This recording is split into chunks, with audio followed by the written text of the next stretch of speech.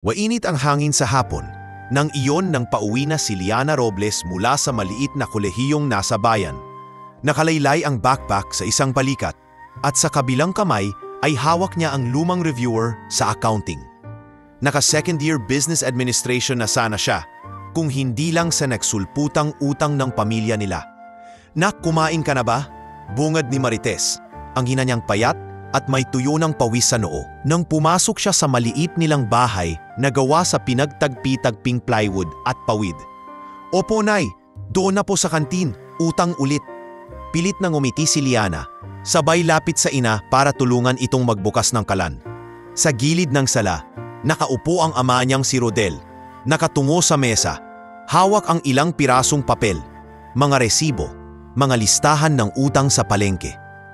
Kapansin-pansin ang lalim ng guhit sa noo nito. "Pa," maingat na tawag ni Liana. "May problema po ba ulit sa tindahan?" Napabuntong hininga si Rodel. "Sarado na ang tindahan, anak." Mahinang sagot nito. "Wala na tayong panustos sa paninda. Wala na ring palugit si Aling Baby sa atin." Parang biglang lumamig ang paligid kay Liana. Ang maliit na sari-sari store nila ang pinagkukunan ng baon niya, ng bigas, ng kuryente.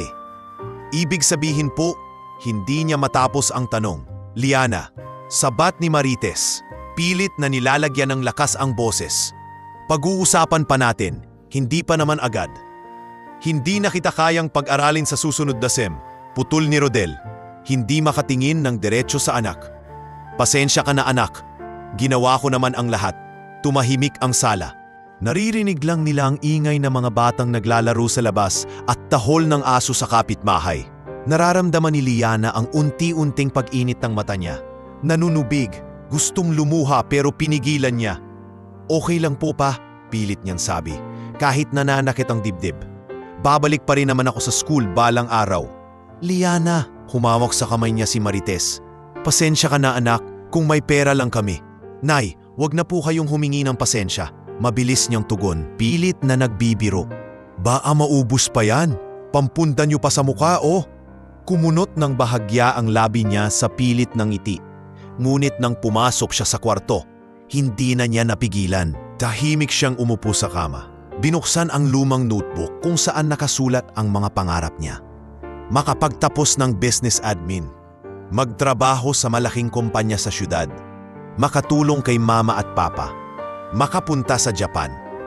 Sa gilid ng pahina, may drawing siya ng maliit na flag ng Japan na tinuruan sa kanya ng tiyo Haruto niya, ang kapatid ni Rodel na nagtrabaho roon noong kabataan pa nito.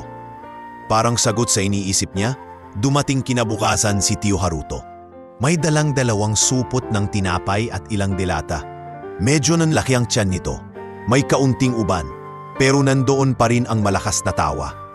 "Liana, my little Nyong'o princess." Masayang bati nito, sabay yakap sa pamangkin. "Tiyo, matagal po kayong nawala, hindi na kayo nagpaparamdam." Biro ni Liana, pero may bakas ng lungkot sa mata.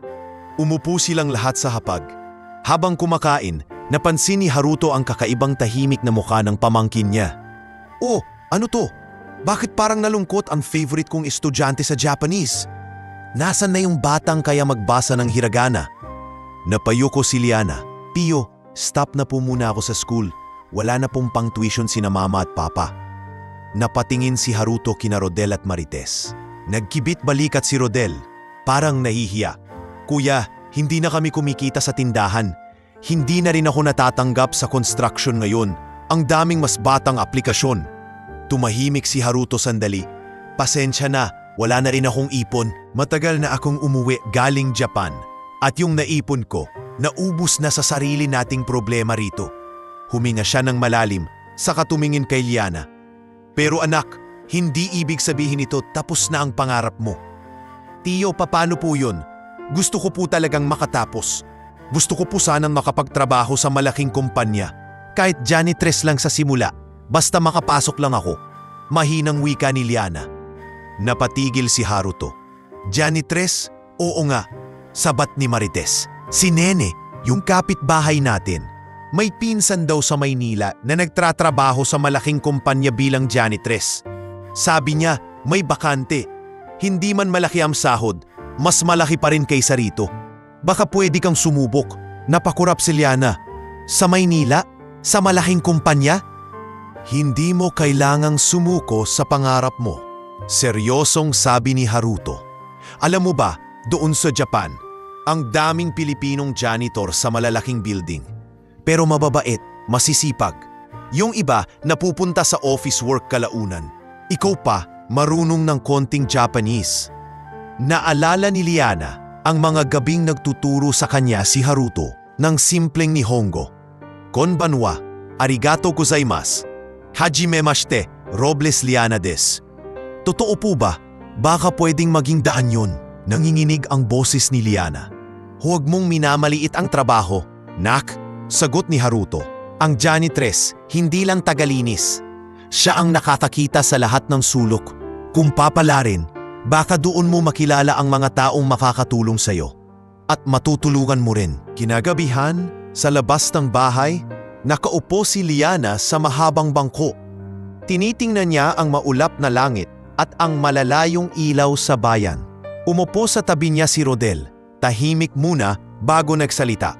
Liana, hindi kita pipilitin pumunta sa Maynila. Simula nito, delikado ron. Maraming tukso, maraming loko. Pero ayokong manatili ka rito na nakatingin lang sa pader na unti-unting guguho. Pa, napatingin siya sa ama. Kung sa tingin mo, mas may pag-asa ka ron. May panginginig sa boses ni Rodel. Suportado ka namin ng nanay mo. Masakit sa akin na ikaw pa ang mag-aalaga sa amin habang tumatanda kami. Dapat kami ang nag-aalaga sa'yo. Pero ganito ang buhay natin. Napaluha na rin si Liana. Pa, hindi ko po kayo iiwan. Gagawin ko lang po ito para mas matulungan kayo. Babalik at babalik po ako. Basta pangako mo, nagpilit ng ngiti si Rodel. Mag-iingat ka ron. Huwag kang basta magtitiwala. At huwag mong kalilimutang magdasal. Ilang linggo lang ang lumipas, nasa loob na ng masikip na bus si Liana, kasama ang kapitbahay nilang si Nene Castañeda na siyang nag-ayos ng kontak sa Maynila. Nasa kandungan niya ang maliit na bag na may 3 pirasong damit, iisang maayos na blusa, at ang lumang notebook ng pangarap. Nak, text ka ha pagdating mo roon, sabi ni Marites habang pinupunasan ng luha. Huwag kang magpapagutom. Kapag wala ka ng pera, sabihin mo sa amin. Kahit mangutang kami. Nay, ako na po ang mangungutang para sa atin. Pinilit numiti ni Liana sabay yakap ng mahigpit sa ina. Pagbalik ko, bibili na tayo ng kamot nyo, hindi na patingi-tingi. Sa gilid, nakatayo si Haruto at Rodel. Liana, sigaw ni Haruto habang umaandar na ang bus. Huwag mong kalilimutan ang Nihongo ha, baka yan pa ang maging susi mo. Kumaway si Liana, pinipigilan ng luha. Habang umaalis ang bus, unti-unting lumiliit sa paningin niya ang bahay, ang tindahang sarado na at ang mga taong minahal niya. Sa isip niya, paulit-ulit yan inuusan, makakapag-aral din ako ulit. Makakatrabaho ako sa malaking kumpanya. Makapupunta rin ako ng Japan. Pagdating ng Maynila, sinalubong siya ng usok, traffic at napakaraming gusali. Parang ibang mundo. Kinabukasan, maaga siyang ginising ni Nene para pumunta sa interview sa isang mataas na building na may malaking karatulang nakasulat. Vergara Global Holdings. Diyan ka mag-a-apply, Liana, sabi ni Nene, proud na proud. Diyan nagtatrabaho ang pinsan ko. Janitress din, pero malinis, aircon at may benefits. Kinakabahan, pumasok si Liana sa lobby. Malamig ang hangin, makintab ang sahig, at ang mga taong dumaraan ay naka-corporate attire. Napatingin siya sa sariling sapatos na medyo pudpud na at huminga ng malalim. Good morning po, tawag sa kanya ng guard na si Edwin nang makita ang ID na temporary visitor sa leeg niya.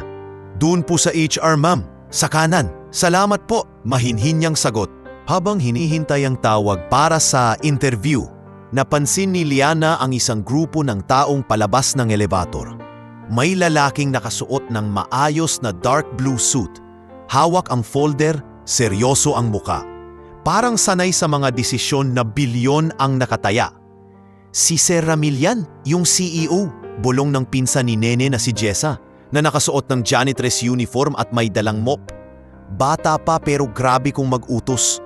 pero mabait naman daw sa masisipag. Muli tiningnan ni Liana ang lalaki. Hindi nila nagtagpo ang mga mata, pero sa sandaling iyon ramdam niya ang pintig ng kakaibang kaba sa dibdib. Siya ang may-ari ng mundong ito, isang mundong parang napakalayo sa dating tindahan nila sa probinsya. Tahimik siyang nagdasal. Panginoon, bigyan niyo po ako ng tsansang makapasok dito. Kahit tagalinis lang, panghahawakan ko po yun. Hindi niya alam sa harap ng gusaling iyon na ang simpleng pangarap niyang makahanap ng trabaho ay magiging simula ng istoryang magdadala sa kanya sa gitna ng mga negosyasyong bilyon ang nakataya. At sa araw na gugulatin niya ang lahat sa sasabihin niyang, "Ako na po ang bahala dito, sir." Nakatitig pa rin sa pintuan ng HR office si Liana nang marinig niya ang boses ng isang babae mula sa loob. "Next applicant, please." "Miss Robles?" Tawag ng sekretaryang nakasalamin, si Bianca. Napahigpit ang hawak ni Liana sa envelope na may laman na Form 137, barangay clearance, at rekomendasyon ni Nene. Huminga siya ng malalim bago pumasok. Sa loob, nakaupo sa gitna ng mesa ang isang babaeng naka-blazer, maayos ang makeup at halatang sanay na sanay sa pakikipag-usap. Si Ivana P. ang HR head. Tinapunan siya nito ng tingin mula ulo hanggang paa. "So, Miss Liana Robles," malamig na bungad ni Ivana. "High school graduate, nakapag-college ng 2 years, business administration. Pero stop na dahil financial reasons?" "Opo ma'am," magalang na sagot ni Liana. "Handa naman po akong magtrabaho ng maayos. Kahit po anong schedule, kahit graveyard shift." Nagbukas si Ivana ng ballpen, parang sinusukat ang bawat salita niya. "Experience? Tumulong po ako sa tindahan namin. Marunong po akong mag-inventory, magbilang ng paninda, maglista ng utang." Napahinto siya. "Pero wala pa po akong formal job sa kumpanya." Nagkatanginan sandali ang dalawang HR staff sa gilid. Napahiya si Liana. Pero hindi niya inalis ang tingin kay Ivana. "Bakit, Janitres?" Diretsong tanong ng HR head. "Bakit hindi ka nalang mag-crew sa fast food? Mas malapit sa probinsya mo." "Gusto ko po kasing makapasok sa malaking kumpanya, ma'am," sagot ni Liana. Halos kumakabog ang dibdib. "Kahit po tagalinis lang ako sa umpisa, masaya na po ako. Tsaka marunong po ako ng konting Japanese. Baka po balang araw magamit ko." Napataas ang kilay ni Ivana. "Japanese? Opo ma'am, tinuturuan po ako ng tiyo ko. Marunong po ako magbasa ng hiragana at kaunting basic na salita." Nagtaas baba ang ballpen sa pagitan ng mga daliri ni Ivana. Tila nag-isip ito sandali, saka nagbuntong hininga. "Well, hindi naman natin masisiguro yan ngayon. Ang hinahanap namin, masipag, tahimik at marunong sumunod sa utos. Kaya mo ba yon?" "Kakayanin ko po ma'am," mabilis na sagot ni Liana. Paglabas niya ng HR, halos mahulog siya sa upuan sa sobrang pagod ng utak. Ilang oras pa ang lumipas bago siya tinawag ulit. This time, para sabihing pasado siya at magsisimula na kinabukasan. "Welcome to Vergara Global, Miss Robles," sabi ni Bianca, sabay abot ng form para sa uniform. "Utility and maintenance ka, assigned sa lobby, pantry at minsan sa hallways ng executive floor." Kinabukasan, maaga siyang pumasok. Isinuot niya ang bago pero simpleng uniforme ng janitress. Kulay navy blue na may logo ng kumpanya sa dibdib. Habang hawak ang mop at timba, hindi maiwasang kabahan ni Liana. Parang hindi siya makapaniwalang naroroon na siya sa mismong building na pinangarap lang niyang makita noon. "Uy, ikaw pala yung bagong janitress," bati ng isang binatang may dalang broom at trash bag. "Ako nga pala, si Arvin Makiling. Dito ka assign sa lobby sa umaga?" Mumiti siya. "Opo, ako si Liana. Baguhan lang talaga. Baka po may tips kayo?" Simple lang, pabulong na sabi ni Arvin. "Huwag kang haharang sa daan ng mga nakasuit, lalo na pag may kasama silang foreigner. Tapos, pag narinig mong parating na si Ma'am Silen, siguraduhin mong wala kang nakakalat na kahit isang tissue sa sahig." "Si Ma'am Silen?" Tanong ni Liana. "Taga-operations, parang Reyna dito," sagot ni Arvin napapailing. "Pag mainit ang ulo niyon, patiman siya ng tubig sa mesa, problema." Hindi nagtagal, naranasan ni Liana ang sinasabi nito. Minsan, Habang naglilinis siya sa pantry, pumasok si Selene Fajardo. Naka-heels na matinis ang tunog sa tiles. Hawak ang cellphone at may kausap tungkol sa logistics timeline. "Ma'am, good morning po." Bati ni Liana, sabay tabi ng mop para hindi makaabala. Napatingin si Selene sa basahan sa mesa at sa isang patak ng kape na hindi pa napupunasan. "Sino naglilinis dito?" "Ako po, ma'am. Pasensya na, lilinisin ko pa lang po yan." "Alam mo bang may meeting ang Japanese delegation mamaya?" Matalim ang boses ni Selene. "At ganito ang itsura ng pantry? Paano kung may pumasok na bisita at makita to? Gusto mo bang isipin nilang madumi tayong lahat dito?" Napayuko si Liana, agad na pinunasan ang basang mesa. "Pasensya na po, ma'am. Hindi na po mauulit. Ang wag mong lagi sasabihin yan." Irritabling sagot ni Selene bago lumabas. "Siguruhin mong hindi na nga mauulit." Pag alis nito, lumapit si Arvin, may dalang basurahan. "Wag mong dibdibin bulong niya. Ganyan lang talaga yun, kailangan niya kasi laging perpekto para kay Sir Ramil." Napatingin si Liana sa maliis na ngayon na mesa. "Hindi naman po ako nasasaktan sa trabaho, Arvin. Pero iba yung pakiramdam kapag tingin sa'yo parang wala kang kwenta. Kaya nga tayo magpapatunay na mali sila." Mumiti si Arvin. "Tara, tuloy tayo sa hallway." Habang naglilinis sila sa paligid ng conference rooms, dumaan ang ilang empleyadong naka-long sleeves, may dalang laptop. May isang grupo na nagmamadali. Kasama ron si Selene, si Marcelo ang finance head at ilang board members. May dala silang makapal na folders. "Make sure the figures match what we sent Hoshizora last quarter." Narinig nilang sabi ni Marcelo. "Ayokong may discrepancy. 1 bilyon ang nakataya rito." Natigilan si Liana. 1 bilyon? Mahina niyang bulong kay Arvin. "Oo, yan yung sinasabi ko sa'yo," sagot ni Arvin nang makalayo na ang grupo. May kontrata daw sila sa isang Japanese company, Hoshizora something. Sila daw maglalagay ng malaking investment dito. Pag hindi natuloy, yari raw ang kumpanya. Nagpatuloy siya sa pagwawalis, pero nakikinig ang tenga niya sa lahat ng madaanan. Sa pantry, sa elevator, sa koridor. Lagi niyang naririnig ang pangalang Hoshizora Industries. May mga usapan tungkol sa risk sharing, joint venture at cultural considerations na hindi niya lubusang maintindihan, pero alam niyang malaki ang epekto nito. Isang araw, habang nag-aayos siya ng tubig sa dispenser malapit sa malaking conference room, pumasok ang ilang lalaking, nakaitim na suit, bitbit ang black briefcase.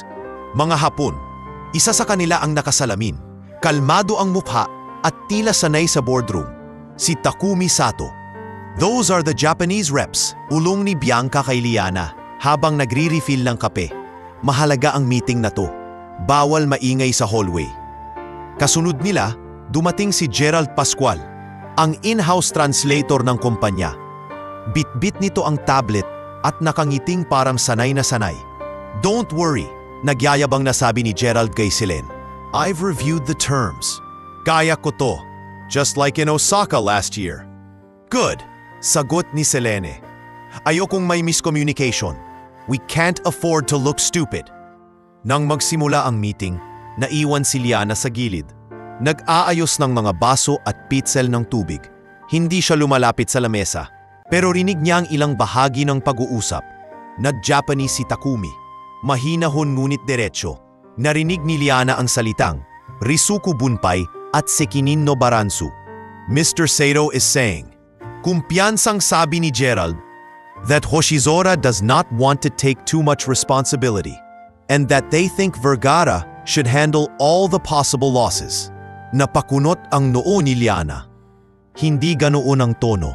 Parang gusto nilang pag-usapan kung paano patas na paghahaian ang risk. Usal niya sa isip. Kilala niya ang mga salitang iyon. Tinuturo ni Tio Haruto sa kanya noon. Nagpatuloy si Takumi. Binabanggit ang Koryu at Sogo Rikai. "He says," tuloy ni Gerald, "they don't really care much about cultural exchange or mutual understanding as long as the numbers are good." Muling kumirot ang sentido ni Liana. Hindi tama. Sinasabi niya mahalaga ang cultural exchange para maging matagumpay ang partnership. Ramdam niyang namumuo ang inis at kaba sa dibdib, pero pinigilan niya ang sarili. "Liana," bulong ni Arvin mula sa likuran, "bilisan natin tong pag-aayos. Baka mapagalitan tayo pag nakitang nandito pa. Napakagatlabi siya, pilit na binalik ang atensyon sa baso ng tubig. Isinantabi niya ang mga salitang Japanese na natatandaan. Pilit pinapakalma ang sarili. Janitress lang ako rito, sabi niya sa isip. Trabaho ko lang maglinis, hindi makialam. Pero habang pinapanood niya mula sa salamin ang mga seryosong mukha sa loob ng conference room, hindi niya maiwasang isipin, kapag mali ang intindi nila sa isa't isa, gaano karaming buhay kaya ang maaapektuhan kung bumagsak ang kontratang ito? Bilyong pera, biling pangarap. Magmula nang marinig ni Liana ang maling sali ni Gerald sa unang meeting kasama ang Hoshizora, hindi na nawala sa isip niya ang mga salitang risk-sharing at mutual understanding. Tuwing makakakita siya ng mga Hapon sa lobby, parang may kumikiliti sa konsensya niya. Alam niyang may mali, pero bawat pag-angat niya ng tingin ay napapalingon siya sa map na hawak niya. Paalala kung nasaan ang lugar niya sa kumpanyang iyon. Isang hapon, ilang linggong matapos ang unang meeting, pinatawag ang lahat ng department heads para sa isang pre-meeting bago ang susunod na negosyasyon. Abala si Liana sa pag-aayos ng chairs at pagpunas ng mahabang mesa sa maliit na conference room sa ikalawang palapag. Nandoon na ang ilang dokumento, projector at nakasalansang na kopya ng kontrata. Tara, bilisan natin to, bulong ni Arvin na nag-aayos ng basurahan sa sulok. Magagalit na naman si Ma'am Celine kapag may nakitang mantsa dito. Habang nag-aayos, dumating si Selene, si Marcelo, ang ilang manager at isang lalaking hindi pa nakikita ni Liana noon. Matangkad, naka-gray suit, makapal ang kilay at halatang sanay sa pagpopoint ng mali sa iba. Siya si Arturo Cinco, isang influential board member. Make sure no one disturbs us, malamig na sabi ni Selene kay Arvin at Liana. Pero dito lang kayo sa labas. Pag may kailangan, tatawagin ko. Opo ma'am, sabay nilang tugon. Pagpasok ng lahat, sumilit si Liana sa salamin na dingding. Hindi na siya nakapasok sa loob. Pero rinig niya mula sa bahagyang nafaawang na pinto ang mga boses nila. Let's review before the Japanese arrive next week. Panimula ni Ramil. Seryoso ang mukha habang nakatingin sa dokumento. Ayokong may mangyaring misunderstanding ulit. Wala namang malaking problema last time, sir. Sabat ni Gerald, nakasandal sa upuan na parang komportable. Minor lang yon, cultural differences. Minor? Agad na pumasok ang boses ni Arturo, mabigat at puno ng inis. Mr. Pascual, dahil sa minor na yon nagpadala sa atin ng email ang Hoshizora na nagsasabing nag-aalala sila sa grid ng Vergara Global. Do you call that minor? Napalunok si Liana sa labas. Grid? Dahan-dahan siyang lumapit pa sa may pinto. Bit-bit ang tray ng baso para kunyaring naghihintay lang ng tawag. Arturo, hindi naman ganun ang. Pilit na kalmado si Ramil. Ramil, do you even understand Japanese? Putol ni Arturo. Sumasakit ang tono. No. You depend entirely on this man. Sabay turo kay Gerald. Para sa isang kontratang pwedeng magdala o magbaon sa lupa ng kumpanya natin ng higit 1 bilyong piso. Narinig ni Liana ang mahina pero malinaw na sumimasen at gomen sa inis na bulong ni Gerald. Halatang nagtatanggol sa sarili. Para malinaw, patuloy ni Arturo, kung hindi matutuloy ang deal, mawawala sa atin ang projected revenue na halos 1 bilyon sa susunod na mga taon. Hindi lang yan number sa papel. Ramil, ibig sabihin yan, magsasara ang ilang branch, magkakandara pa tayong magtanggal ng empleyado, at ang pangalan ng Vergara Global sa international market, goodbye. Tahimik na nakinig si Liana. Sa isip niya, unti-unting dumikit ang salitang bilyon sa mukha ng mga janitor na kilala niya. Sa mga messenger, sa mga security guard, mga taong nakadepende sa sweldo mula sa kumpanyang iyon. Hindi naman ako walang ginagawa, mariing tugon ni Ramil. We're trying to meet them halfway. Ang problema, iba ang basa nila sa terms. Exactly, singit ni Marcelo. Baka hindi sapat ang explanation ni Gerald tungkol sa risk allocation. Parang sa email nila, lumalabas na gusto nilang pantay ang risk. Pero base sa minutes. Excuse me, putol ni Gerald, na halatang napipikon. I translated what they said. Kung gusto nyo, mag-hire kayo ng mas mahal na interpreter. Nag-angat ng tingin si Liana sa salitang iyon. Kaya naman pala, bulong niya sa sarili. Galit na rin siya. Pero hindi ibig sabihin nito na tama lahat ng salin niya. Tumagilid ang upo ni Arturo. Maybe we should. What we can't afford is to lose $1 billion because someone sugar-coated or misread some Japanese phrase. Nagpatuloy ang diskusyon sa loob. Umiikot sa numbers, percentages, at schedules. Sa labas, ramdam ni Liana ang paninikip ng dibdib. Gusto niyang sumigaw. Mali ang intindi niyo sa sinabi niya noon. Hindi nila gustong ipapasan sa atin ang lahat. Gusto nilang pag-usapan, pero sa tabi niya, marahang hinawakan ni Arvin ang braso niya. Liana, pabulong nitong sabi. Parang alam ang iniisip niya. Huwag kang papasok dyan. Pero Arvin, pinihit niya ang dulo ng tray na hawak. Narinig ko noon iba ang meaning ng sinabi ni. Alam ko, mahinang sagot ni Arvin. Kwento mo na yan sa akin. Pero tayo lang yun. Dito janitor lang tayo, nak. Kapag nagkamali ka ng isang hakbang dyan, hindi lang trabaho mo ang mawawala. Baka pati dignidad mo, tapak-tapakan pa nila. Natahimik si Liana. Huminga siya ng malalim.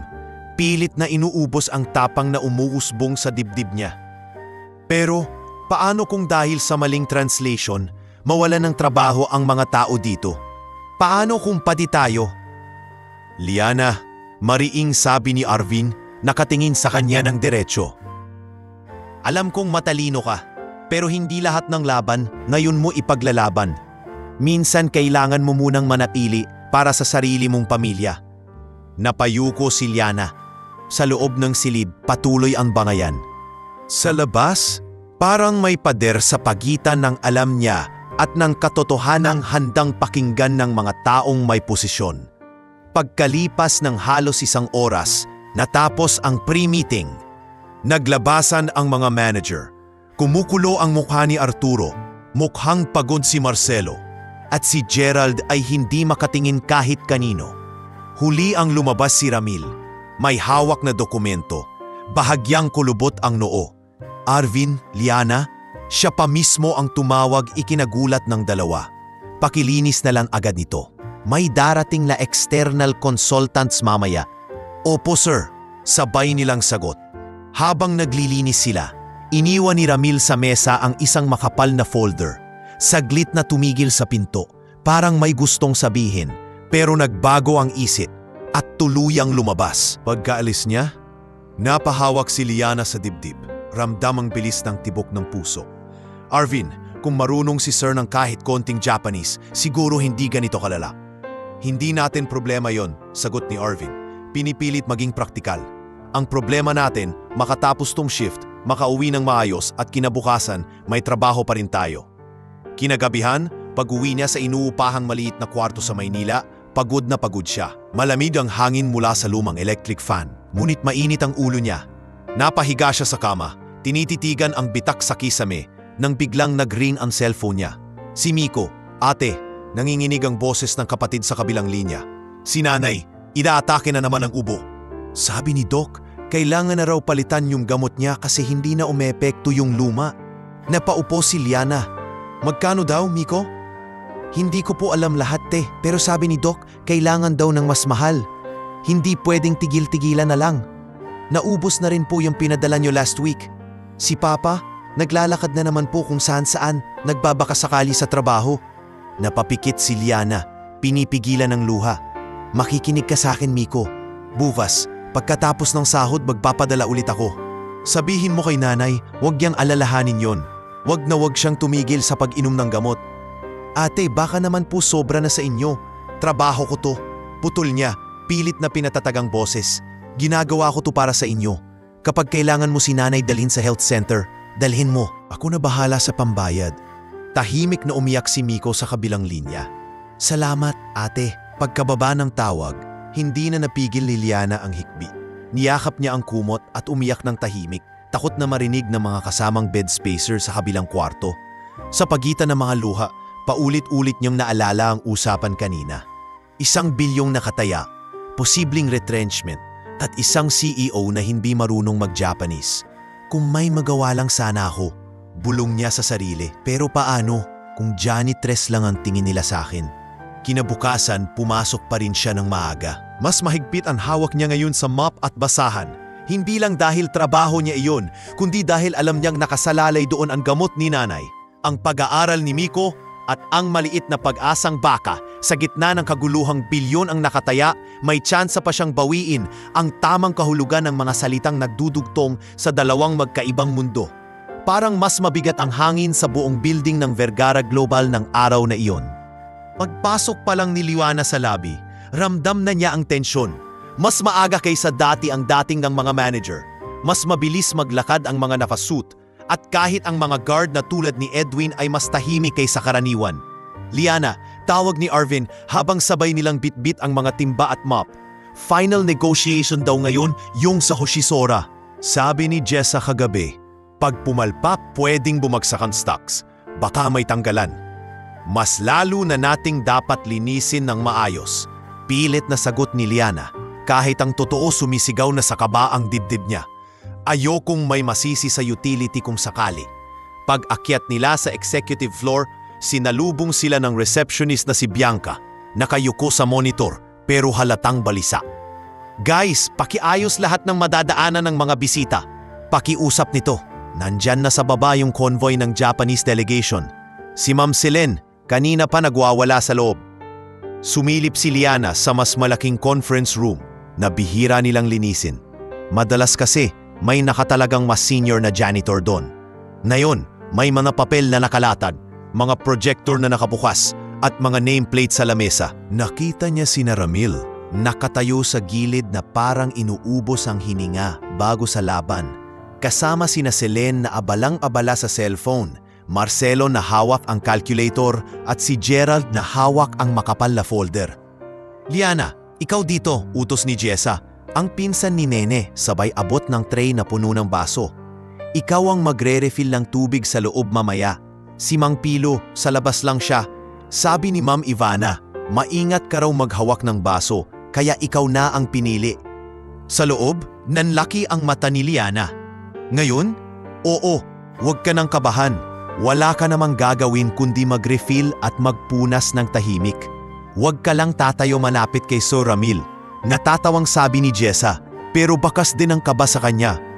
Ilang minuto ang lumipas, dumating ang mga bisita. Sa unahan, naroon si Chairman Naoki Ishikawa. Mas matanda kay Takumi, may bahagyang puting buhok sa gilid. Suot ang simpleng dark suit pero halatang makapangyarihan. Kasama niya sina Takumi at 2 iba pang executive na Hapon. Nag-ingay ang buluman sa hallway. Si Ishikawa mismo ang tumating? Bulong ng isang empleyado. Ibig sabihin, critical na talaga tong meeting? Pagpasok ng mga bisita sa conference room, bahagyang yumuko si Ramil bilang paggalang. Kasunod ang mga kasama niya. Sumunod na pumasok si Liana. Dala ang 2 pitsil ng tubig at tray ng baso. Nakatungo ang ulo. Pilit na pinapakalma ang sarili. Please, have a seat. Marahang sabi ni Ramil sa Ingles. We're honored to have you here, Chairman Ishikawa. Tumango ang chairman. Saka nagsalita sa Hapon. Kyou wa saigo no chousei to kikimashita. Yoroshiku onegai shimasu. Agadaiton sinarin ni Geraldo, medyo nagamadari. He says he expects this to be the final adjustment and hopes we don't waste his time. Napakunotang no ni Liana. Hindi ganon katariman sinabi niya. Poraito pa nga. Umupo siya sa gilid. Nagkunwaring abala sa pag-ayos ng baso. Nagumpisa ang presentasyon. Si Marcelo ang nagreporto ng Project Earnings, si Serene sa Operations Timeline at si Ramil sa Vision ng Partnership. Tahimik lang si Liana, pero nakikinig sa bawat salita ang Ingles sa Hapon. Maya-maya, nagsalita si Chairman Ishikawa. Mabagaru pero mabigatan tono. リスクの分配についてもう一度話し合いをしたいと思います。私たちは片方だけに重い負担をかかせたくないのです。Mr. Chairman says, Ani Gerald, tumikim muna bago nagsalin. They don't want to carry heavy burdens alone, and they feel that currently, all the risk is on their side. They are worried that Vergara is trying to push the losses to them. Napapikit si Liana ng bahagya.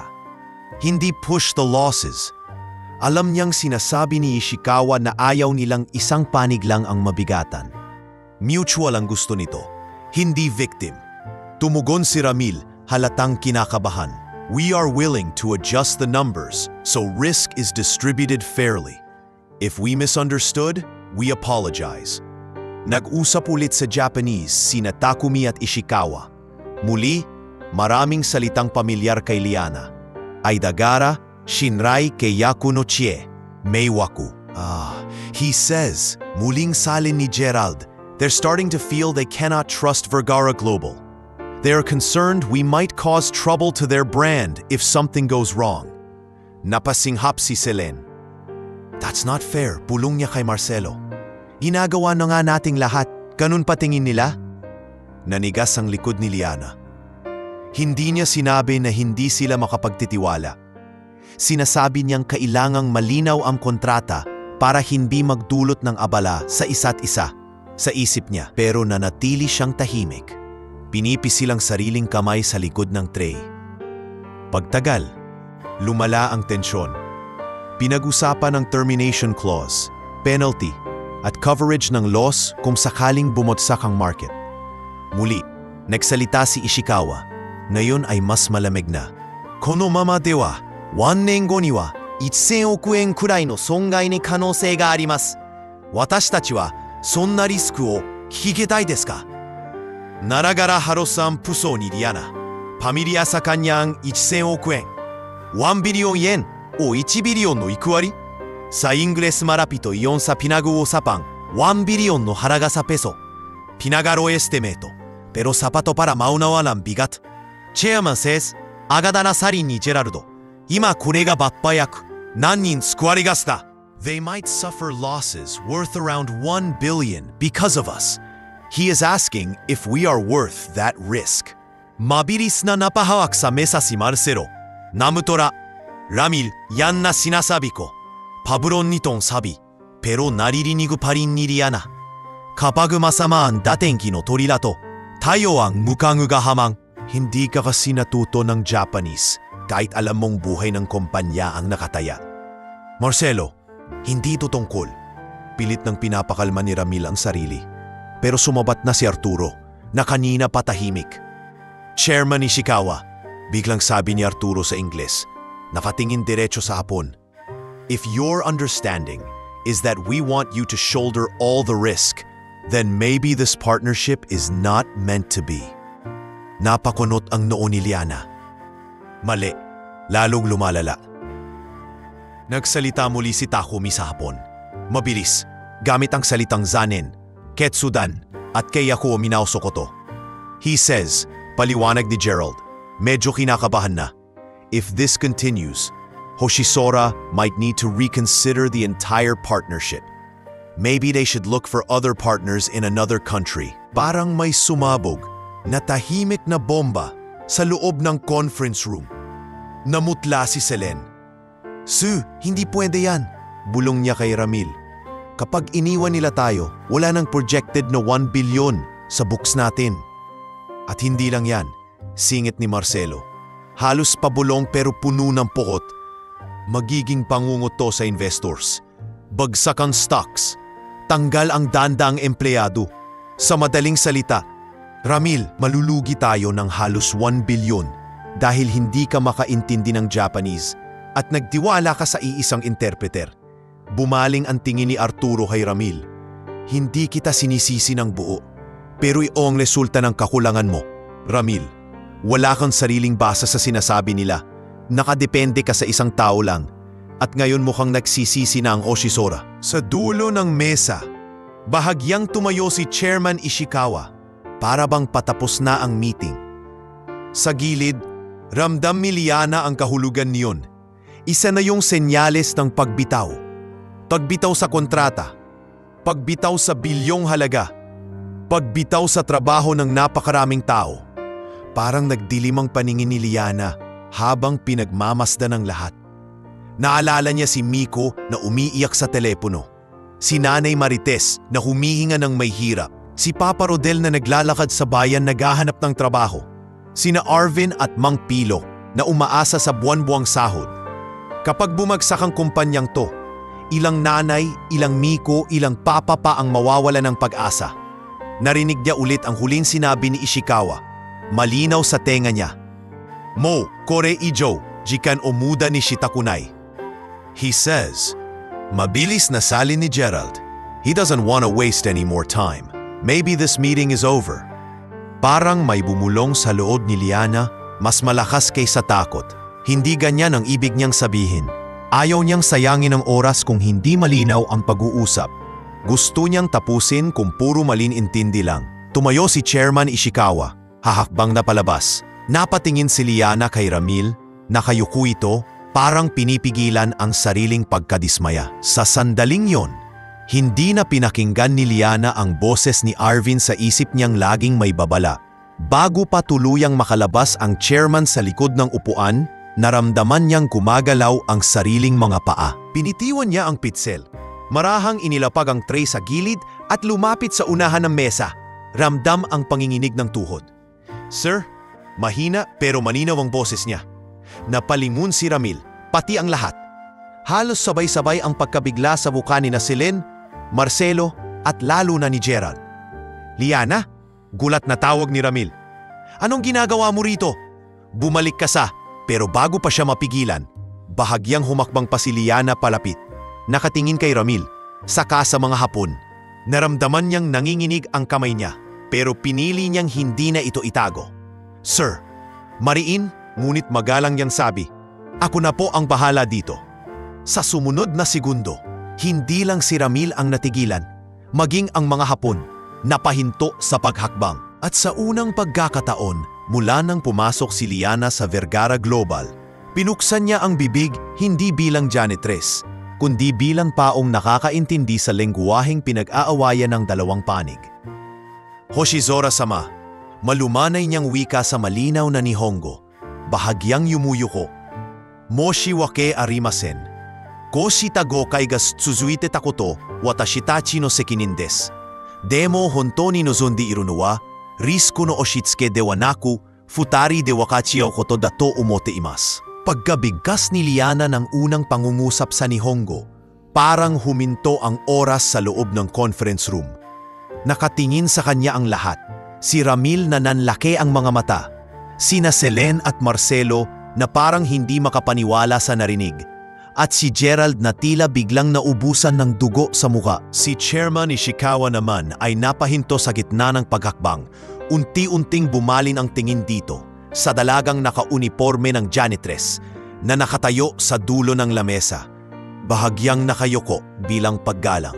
Tinuloy ni Liana ang sinimulan, kahit ramdam niyang nanginginig ang tuhod niya. Saigo no chosei wa, risuko o kataho ni seono de wa nako, tagay ni sekinin o wakachiao koto dato, watashi tachi mo rikai shiteimasu. Maingat niyang wika, inuuna ang respeto bago ang paliwanag. Demo sonotsuta ikataga, Osoraku machigatte shimatta no desu. Hontou ni moshi wake arimasen. Tahimik ang buong silid. Pagkatapos niyang magsalita, mararang tumingin si Liana kay Ishikawa. Saka dahan-dahang nag-Ingles. Chairman Ishikawa, aniya, nanginginig pa rin ang boses pero malinaw. She is saying sorry on behalf of the company. Na ang intensyon po ng Vergara Global ay hindi ipapasan sa inyo ang lahat ng risk, kundi maghanap ng paraan na pantay ninyong mahasahati ang responsibilidad. Nagkamali po kami sa paraan ng pagpapaliwanag. Tumiting sa kanya si Ishikawa, saka nagtanong sa Hapon. Medyo mabagal ngunit malinaw. Anatawa? Kono kaisha no hito desu ka? Sore tomo, oka no tsuyaku desu ka? Mabilis sumingit si Gerald. Halatang nais bawiin ang kontrol. He is asking if you are an official interpreter. Sabay tingin kay Ramil. Sir, I can handle. Ngunit bago pa matapos, mahinahong sumagot si Liana, direkta kay Ishikawa. Watashi wa sojifu desu. Pag-amin niya, sabay bahagyang yuko. Demo, zutto, Nihongo o benkyou shite kimashita. Moshi yoroshikereba, mou skoshi dake setsumei no chance o kudasaimasen ka? Narinig ni Ramil ang pagbukas at pagtatrabaho no hininga no mga executive. Si Selene, hindi makapaniwalang napabrong janitress, habang si Marcelo ay napakapte sandalan no upuan. Pumikito saglit sa takumi, parang sinosuri ang narinig, sakasha namae nagasari. Kanojo no nihongo wa waruku nai desu ne. Napapangiti ng kaunti. Imi mo tadashiku tsutawarete imasu. Nada anata no tingin si Ishikawa, Kai Amil, at Sakana ga Kalmadon to no. Sa, mou ichido dake hanashiai o tsuzukemashou. Kono onna no ko no hanashi mo kiite mitai desu. Agado ni setsumei ga Liana, sain gesu. He says maaari pa raw po ninyong ipagpatuloy ang pag-uusap at gusto rin daw po niyang marinig ang paliwanag ko tungkol sa intindi natin sa risk sharing. Sa unang pagkakataon mula noong pumasok ang mga Hapon, bahagyang nawala ang lamig sa mukha ni Ishikawa. Hindi iyon malawak ng ngiti, pero ang bahagyang pag-anat ng sulok ng labi at pagluwag ng noo nito ay sapat na para mapansin ng lahat. Tahimik na napatingin sa kanya si Ramil. You understand them? Mahina nitong tanong kay Liana. Tila ayaw maniwala sa sariling nakikita. Patagong tumango si Liana. Nakakaintindi lang po ng kaunti, sir. Pilit niyang pinapakalma ang sarili. Pero malinaw pong hindi po ganoon kabigat ang ibig sabihin nila kanina tungkol sa tiwala at risk. Hindi po nila sinasabing gagamitin natin sila. Gusto lang po nilang siguraduhin na patas ang hati at malinaw ang kontrata. Kinailangan ni Ramil ng ilang segundong katahimikan bago siya huminga ng malalim. Pagkatapos, tumayo siya, tumingin kay Ishikawa at nagsalita. Chairman, on behalf of Vergara Global, aniya sa Ingles, I apologize for all misunderstandings. This employee, sabay tingin kay Liana, will help us clarify everything, if that's all right with you. Tumango si Ishikawa. Hi, Yoroshi desu, sagot nito. Na agad namang inulit ni Liana sa Ingles. Muling nagpatuloy ang meeting, ngunit ngayon, bawat salitang Hapon ay dumadaan kay Liana bago ihatid sa Ingles. Kapag nagsalita si Ishikawa ng wakachiao, hindi niya ito ginawang ipapasan, kundi paghahatian ng patas. Kapag ginamit ni Takumi ang Shinrai at Aidagara, hindi niya ito sinalin bilang wala ng tiwala, kundi ayaw nilang masira ang tiwala at ugnayan. Habang lumalalim ang talakayan, unti-unting nababago ang tono ng mga Hapon. Sa halip na malamig, nagiging mas mahinahon at bukas ang boses nila.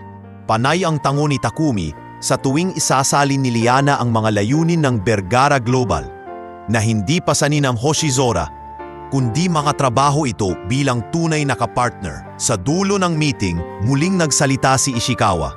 Kyo no hanashi de, watashi tachi no fuan wa sukoshi keigen saremashita. Mada chousei ga hitsuyou desu ga, keiyaku wa tsuzugero fachi ga aru to omoimasu. Isinalin yun ni Liana, maingat at may diin. Sinabi po niya na dahil sa pag-uusap ngayon, nabawasan ang kanilang pag-aalala. May mga detalye para pong aayusin, pero naniniwala siyang may halaga pa ring ipagpatuloy ang kontrata. Napahinga ng malalim sina Ramil, Marcelo at maging si Selene. Parang may malaking batong na alis sa loob ng silid. Nagpalitan ng formal na pagyuko ang dalawang panig bago tuluyang nagpaalaman. Paglabas ng Japanese delegation, walang kumibo agad. Si Liana naman ay parang ngayon lang naramdaman ang bigat ng lahat. Nanlalamig ang kamay niya, nanginginig ang tuhod, at napaupo siya sa pinakamalapit na upuan. Liana, mahinang tawag ni Ramil. Agad siyang tumayo, pinilit ngumiti. Pasensya na po, sir. Hindi ko po sinasadya. Hindi mo sinasadya? Sumabog si Selene, hindi na napugilan ng sarili. Pumasok ka sa gitna ng meeting na hindi ka naman dapat nandoon. Alam mo bang kung nagkamali ka ng salita, pwede tayong tuluyang naiwan ng Hoshizora? Napayuko si Liana. Pero bago pa siya muling makapagsalita, nagsalita si Marcelo. Hawak ang papel. Iba ang tono nito ngayon. May halo ng pagkamangha. Pero hindi siya nagkamali. Mahinahong sabi ni Marcelo. Kita naman sa reaksyon ni Chairman. Kung hindi dahil sa kanya, baka umalis sila ng tuluyan. Tahimik lang si Ramil. Nang atingin kay Liana, para bang sinusukat ito. Paglaon tumikim siya. Everyone out muna, mahinahong niyang utos. Liana, stay. Pakisama rin si HR Ivana dito. Nagkatinginan sina Selen at Gerald, kapwa hindi masaya. Pero dahil utos iyon ng CEO, wala silang nagawa kundi lumabas. Naiwan si Liana na nakatayo sa gilid, hindi alam kung saan ibabaling ang tingin. Ilang minuto lang, umasok si Ivana, dala ang tablet. Yes sir, pinatawag niyo ako? Tumikhim si Ramil. Umupo ka muna Ivana. Kailangan kong pag-usapan natin itong si Miss Robles. Muling bumagsak ang dibdib ni Liana. Ito na, sisenti na ako, nilampasan ko ang linya. Tumayo ako sa harap ng board at foreign partners. Ano bang inisip ko? Miss Robles, panimula ni Ivana, seryoso ngunit hindi kasing lamig ng dati. Anong eksaktong background mo sa Japanese? Naglakad si Liana papalapit, mahigpit na yakap ang sarili. Tiyo ko po ma'am, si Tio Haruto, dating nagtrabaho sa Japan. Bata pa lang po ako, tinuruan na niya ako magbasa ng hiragana at magsalita ng basic Nihongo. Simula high school, nagbabasa na rin po ako ng mga lumang libro at online materials.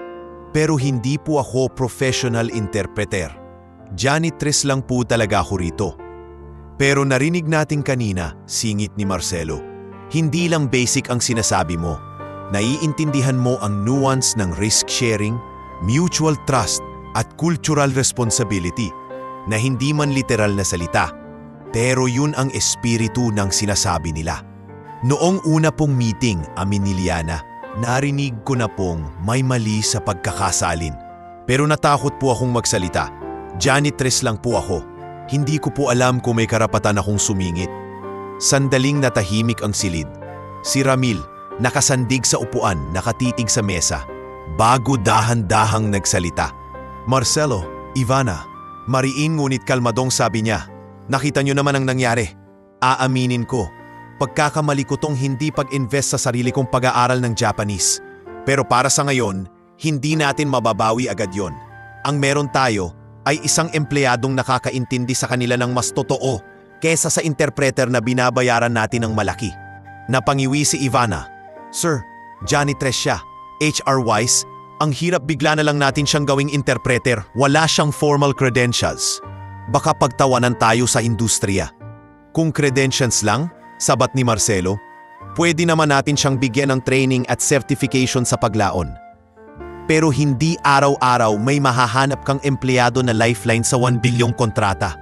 Pwede po kayong kumuha ng foreign consultant. Mahina pero tapat na sabi ni Liana. Ako po, okay lang na bumalik sa paglilinis. Pasensya na po kung lumampas ako sa linya. Natakot lang po ako na mawala lahat dahil sa maling intindi. Napalingon sa kanya si Ramil, diretso sa mga mata niya. Nakita niya roon hindi lang takot, kundi malasakit. Hindi para sa posisyon, kundi para sa kumpanya at sa mga buhay na nakatali rito. Hindi marinawi ka ni Ramil sa wakas. Hindi kita papabalikin na parang walang nangyari. Tumingin siya kina Ivana at Marcelo.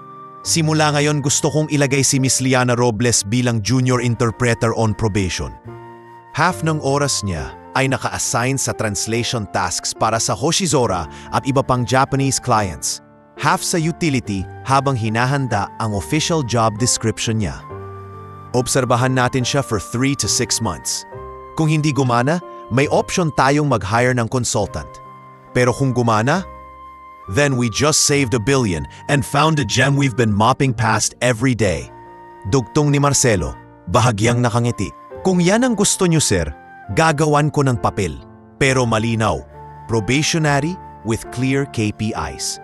Dahan-dahang bumaling si Ramil kay Liana.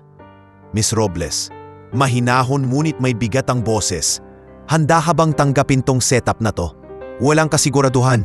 Mapapagod ka. Translation sa umaga, paglilinis sa gabi. Mas mataas ang expectations kaysa sa sahod sa umpisa.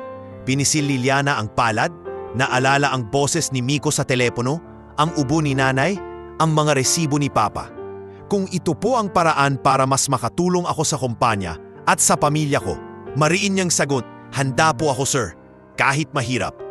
Nagtagpo ang tingin nila ni Ramil. May bagay na hindi kailangan pang bigkasin. Sa gitna ng isang mundong maraming nakatingin sa titulo at posisyon, May isang CEO na pumusta sa janitress at may isang janitress na pumusta sa katotohanan. Kinagabihan, sa maliit niyang kwarto, halos hindi pa nauupo si Liana nang tumunog ang cellphone niya. Si Miko ulit. Pero ngayon, iba ang tono. Ate, napanood ka raw ni Tio sa video sa social media. Sabik na sabi nito. May nag-upload daw ng balita tungkol sa kumpanya nyo. Tapos may janitress daw na marunong mag-Japanese. Sabi niya, parang ikaw daw yun.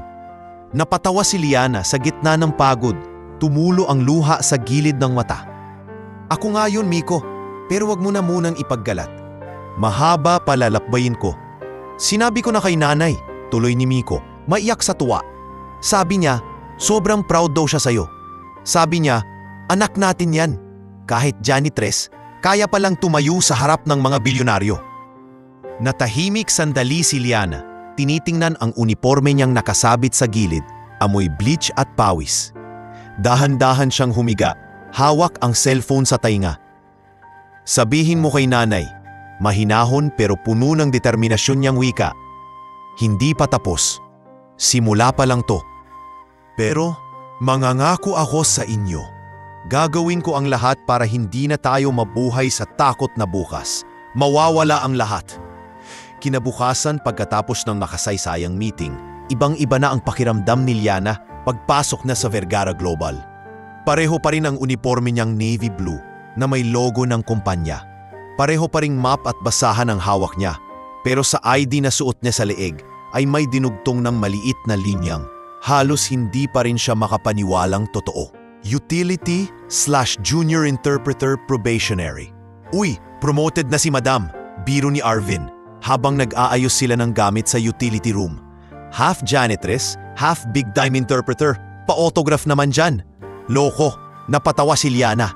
Pero ramdam niya ang hiya at kaba. Probationary lang to. Baka bukas, tanggal na ako pag nagkamali. Sumabat si Mang Pilo na kasalukuyang nag-aayos ng lumang vacuum. Hindi yan mangyayari, nak. Pag nakita ka nilang kaya mong magpaliwanag sa mga banyaga ng ganyan, hindi ka na nila basta-basta pakakawalan. Basta huwag mong kalilimutan kung saan ka galing. Napangipi si Liana. Hindi ko po makakalimutan, Mang Pilo. Kayo pa lang ni Arvin, araw-araw ko kayong nakikita. Kahit mag-ibang ID ko, kayo pa rin kasama ko mag-break. Simula noon, nagbago ang takbo ng araw niya. Sa umaga, naka-blouse at simpleng slacks siya. Nakaupo sa gilid ng conference rooms. Nagbabasa ng email drafts, tumutulong kay Ramil at Marcelo na iayos ang wording ng mga ipinapadalang mensahe sa Hoshisora. Sa hapon at gabi naman, nagsusuot siya muli ng janitress uniform. Kasama sina Arvin at Mang Pilo sa pagwawalis ng lobby, pag-aayos ng pantry at pag-aasikaso sa mga kalat ng maghapon. Liana, pakibasa nga to kung tama, minsang tawag ni Ramil, nakatingin sa laptop. We want to say we respect their timeline. Pero hindi tayo pwedeng mag-commit sa imposibleng deadline. Lumapit siya at maingat na binasa ang English email, sabay salin sa Nihongo sa isip niya. Pwede po nating gamitin ang Sosa ni Okeru Genkai Orikai Shitei Tadakitai, sir. Maingat niyang mungkahi. Para hindi tunog palusot kundi nag-e-explain lang tayo ng practical limits. Pinakinggan ni Ramil sa kabahagyang tumango. Good, gawin natin yan. Marcelo, revise. Kapag tapos na ang ganitong mga sandali, diretso naman siya sa pantry, bit-bit ang map at timba. Doon niya nababalik ang sarili sa realidad. Grabe ka, Liana! Minsan ay sabi ni Bianca habang nagkakape, pinapanood siyang naglalampaso. Kanina lang kausap mo si CEO at mga Hapon. Ngayon naghihila ka na ng basahan. Ngumiti lang siya. Trabaho pa rin to, Bianca. Kung wala ang pag-aayos ng mga ganito, magkakagulo rito. Pare-pareho lang tayong may parte pero hindi puro ginhawa ang kasama ng bagong papel niya. Habang tumatagal ang mga linggo, ramdam niya ang pagsasabay ng dalawang mundo. Gabi-gabi, pag-uwi niya sa inuupahang kwarto, sumasakit ang likod at balikat niya. Pulang-pula ang mata sa pagbasa ng dokumento at email. Isang gabi, matapos ang mahabang araw ng pag-i-interpret sa isang rehearsal meeting, pinilit pa rin niyang mag-overtime sa paglilinis ng executive hallway. Kakapunas lang niya sa mahabang mesa sa maliit na boardroom nang biglang umikot ang paningin niya. "Liana?" Tawag ni Arvin mula sa pintuan. "Ayos ka lang ba? Ang putla mo." "Ayos lang," sagot niya. Pero sabay nun, parang nanlabo ang lahat sa harap niya. Tumayo siyang muli, pero bigla siyang naduwal at nawala ang balanse. Hindi niya alam kung paano, pero bago pa siya tuluyang bumagsak, may mainit na amay na sumalo sa braso niya at isang malalim at pamilyar na boses ang narinig niya sa may tainga. "Careful," mahinang sabi ni Ramil. "Liana, hey, look at me." Sa isang iglap, parang bumagal ang mundo. Nasa bisig siya ng CEO. Nakataas ang kalahating katawan niya, habang si Arvin ay pagkatarantang nakatayo sa tabi, hawak ang mop. "Sir, pasensya na po," gulat na sabi ni Arvin. "Nagpatuloy pa po sa paglinis yan kahit tapos na yung meeting. Baka po hindi pa kumakain." "Okay lang," mariing sagot ni Ramil. Nakatingin kay Liana na pilit iminumulat ang mata. "You're overworking yourself." Nagugutom lang siguro ako, sir." Pilit na biro ni Liana, kahit nanginginig pa ang boses. "Hindi po mabigat ang katawan ko, ulo lang po." Hindi kumibo si Ramil saglit. Sa kanya ito dahan-dahang inupo sa pinakamalapit na upuan. "Ivana," tawag niya sa telepono. "Pa-schedule si Miss Robles sa company clinic bukas. Full check-up. At siguruhing may meal card siya sa kantin simula ngayon. No more skipping meals." "Sir, hindi na po kailangan," tanggi ni Liana. Tumingin sa kanya si Ramil. Seryoso. "Liana, hindi ka na lang janitress dito. Interpreter ka. At kahit janitress ka lang, karapatan mo alagaan ang sarili mo. Hindi kita pinapagalitan dahil nahimatay ka. Pinapagalitan kita dahil hindi mo iniintindi ang katawan mo." Nagbukas ang bibig ni Liana, pero imbes na sumagot, napatingin lang siya sa sahig. Sandaling natahimik si Ramil bago muling nagsalita. Mas mababa ang tono. "Alam mo ba," mahina niyang sabi, "na dati, tatay ko ang nagwawalis sa mga hall na to?" Napalingon si Liana sa kanya. Pati si Arvin ay ila na patigil. "Tatay niyo po, janitor?" "Oo," ipid na sagot ni Ramil, nakatitig sa malayong dingding. "Si Mang Lucio. Siya ang unang janitor na hinire ng tatay ko nang maliit pa lang ang negosyong to. Siya ang nagbuhat ng mga kahon, naglinis ng sahig, nag-igib ng tubig noong wala pang maayos na sistema ang building na to." Tahimik si Liana. Ngayon lang niya narinig ang pangalang iyon. Pag-uwi niya sa bahay, patuloy ni Ramil, amoy bleach siya, amoy pawis, amoy pagod. Pero lagi niyang sila sabi, "Ramil, hindi nakakahiya ang trabaho ko. Nakakahiya yung ayaw magtrabaho. Kaya hindi ko kayang tingnan lang ang isang janitress na pinipilit punuin ang lahat kahit hindi na kaya ng katawan niya." Bahagyang nag-init ang mata ni Liana. "Pasensya na po, sir," mahina niyang sabi. "Hindi ko po alam, pero salamat po." "Magpahinga ka muna," sabi ni Ramil. "Arvin, ikaw muna sa hallway." Si Liana, uuko, iinom ng tubig, kakain. Hindi na o tatanggap ng okay lang ako bilang sagot. Ngumiti si Arvin, bahagyang nag-relax. "O ayan Liana, galing na mismo kay sir. Medical order yan. Lumipas ang mga buwan." Habang nag-a-adjust siya sa bagong routine, may bagong mukha namang dumating sa Vergara Global. Si Clive Ortega, ang ambisyosong business development manager na may dalang malaki at magarang resume. Swabe itong magsalita, mabilis ngumiti at mas mabilis pang makipagkapit-bisig sa mga board member. "Alam mo ba Liana, bulong ni Bianca isang araw, si Sir Clive daw, galing pa raw sa Singapore. Ang galing daw sa mga presentation. Feeling ko, gusto niyang maging next Ramil." Napansin ni Liana kung paano matalim tumingin si Clive sa tuwing napupuri si Liana sa meeting. Kapag kailangan ng mabilis na translation, siya ang tinatawag. Kapag kailangang intindihin ang email ng Hoshisora, siya ang pinapapunta ni Ramil. Isang gabi, habang nagdadaan siya sa IT floor para maghatid ng dokumento, napahinto siya sa may koridor nang marinig ang pabulong na usapan sa isang bukas na opisina. "Kenji, you know, I can connect you to other firms in Southeast Asia," mahinang wika ng pamilyar na boses. Si Clive. "If Hoshisora feels stuck with Vergara, there are others willing to give better terms." Napakunot ang noo ni Liana. Sa kabilang linya ng tawag, may bahagyang Japanese accent na narinig niya. Ang pangalang binanggit ay Kenji Morimoto, na mula sa isang artikulong nabasa niyang executive ng karibal na kumpanya sa Japan. "This company is too sentimental," patuloy ni Clive, halos pabulong. "They let a janitress sit at the negotiation table. That tells you everything." Parang may kumurot sa puso ni Liana. Gusto niyang sumilip, pero pinili niyang umiwas. Hindi pa niya alam kung paano hahawakan ang ganitong klasing impormasyon. Sa ngayon, nakapokus siya sa pag-aaral palalo ng Nihongo, sa pagbabasa ng emails, at sa pag-balance sa gabi para mag-mop kasama sina Arvin at Mang Pilo. Samantala, sa probinsya, lalo pang lumala ang kalagayan ni Nanay Marites. Dumalang ang mga araw na hindi ito inuubo ng malala. Sa tuwing tumatawag sila sa video, nakikita ni Liana ang payapang mukha nito, pero ramdam niya ang panghihina. "Buti na lang anak," sabi ni Marites isang gabi. "Nadagdagan yung pinadala mo.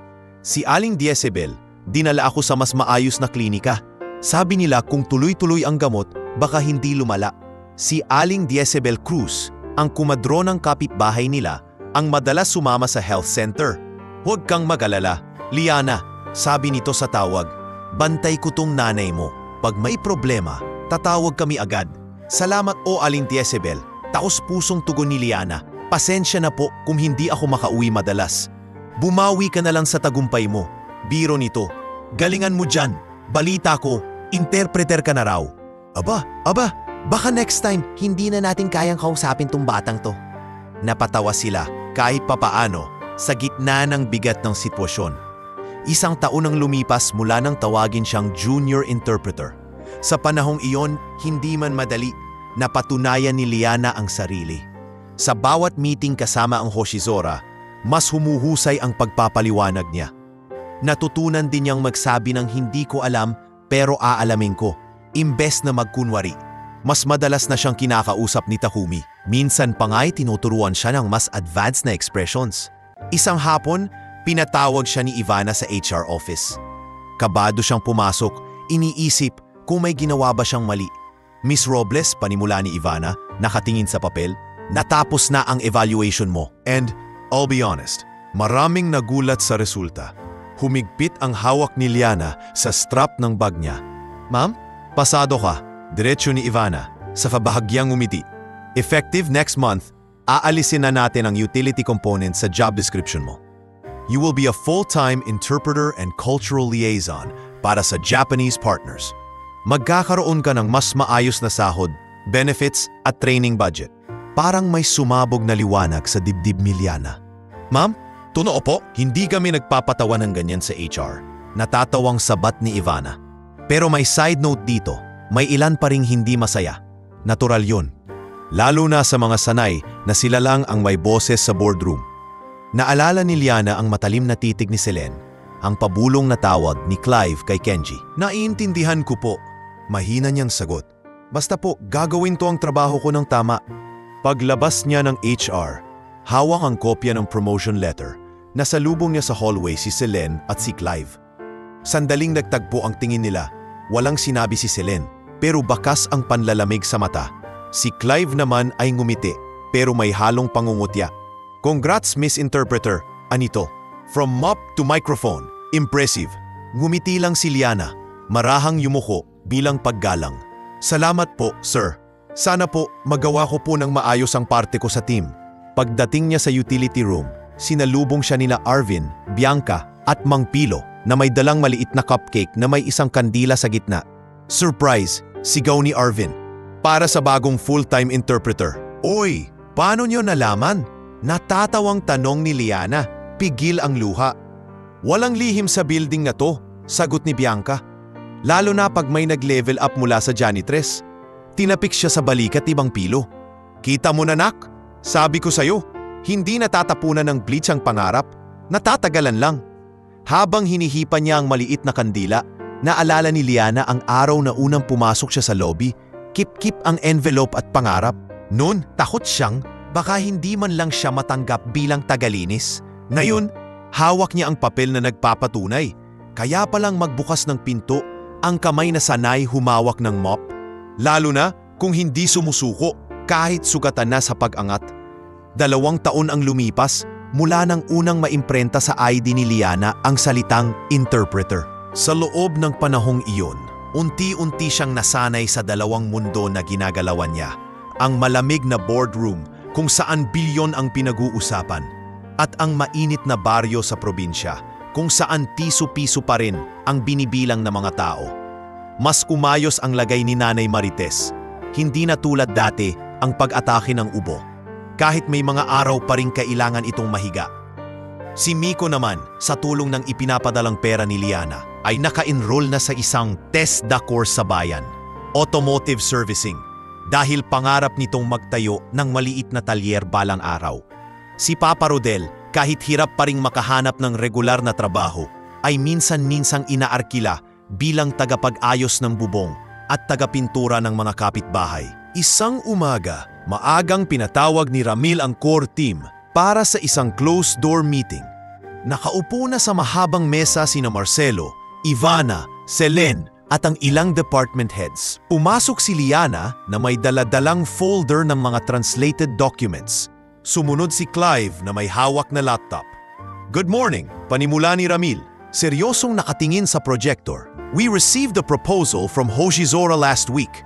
Hindi lang ito simpleng adjustment sa kontrata. Ito na yung pwedeng magbago ng mapa ng operasyon natin." Pinindot niya ang remote at lumabas sa screen ang isang slide na may title, Hoshizora Expansion Proposal.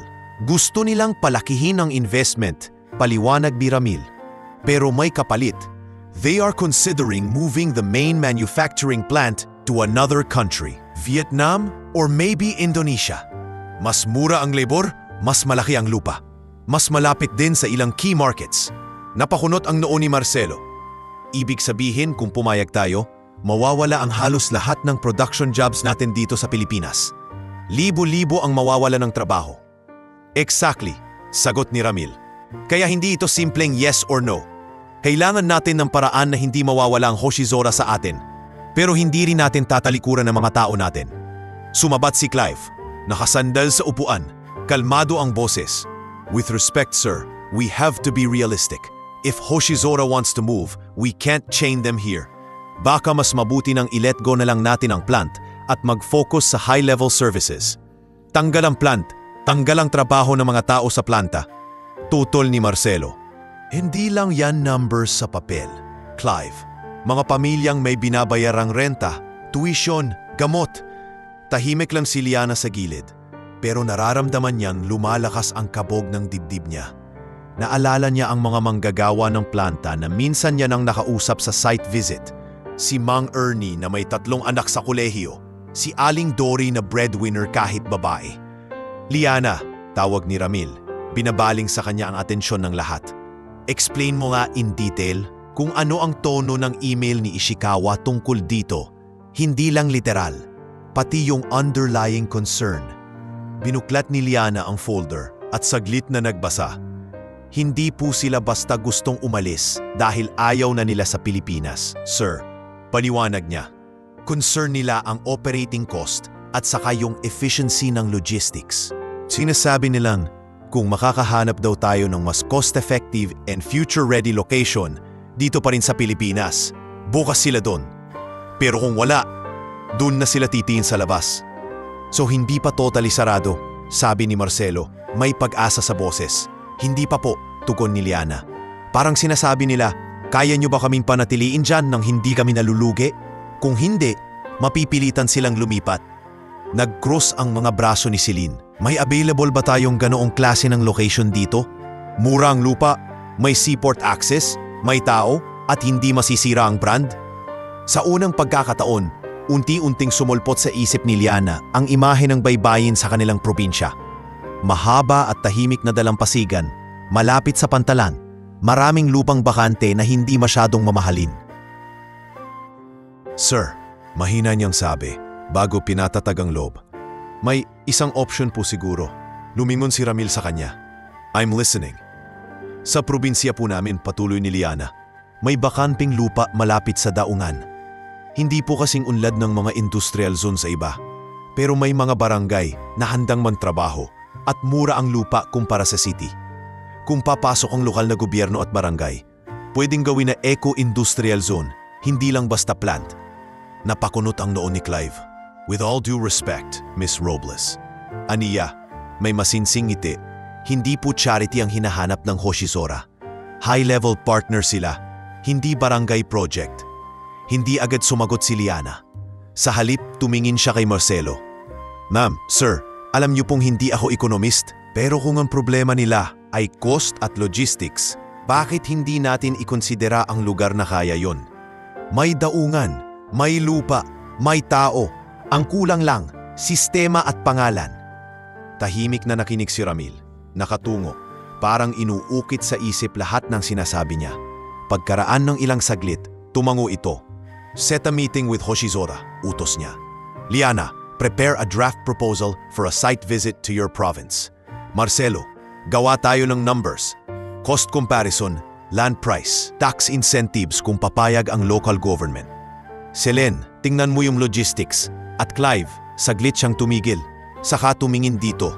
Ikaw ang maghanda ng presentation sa business expansion benefits.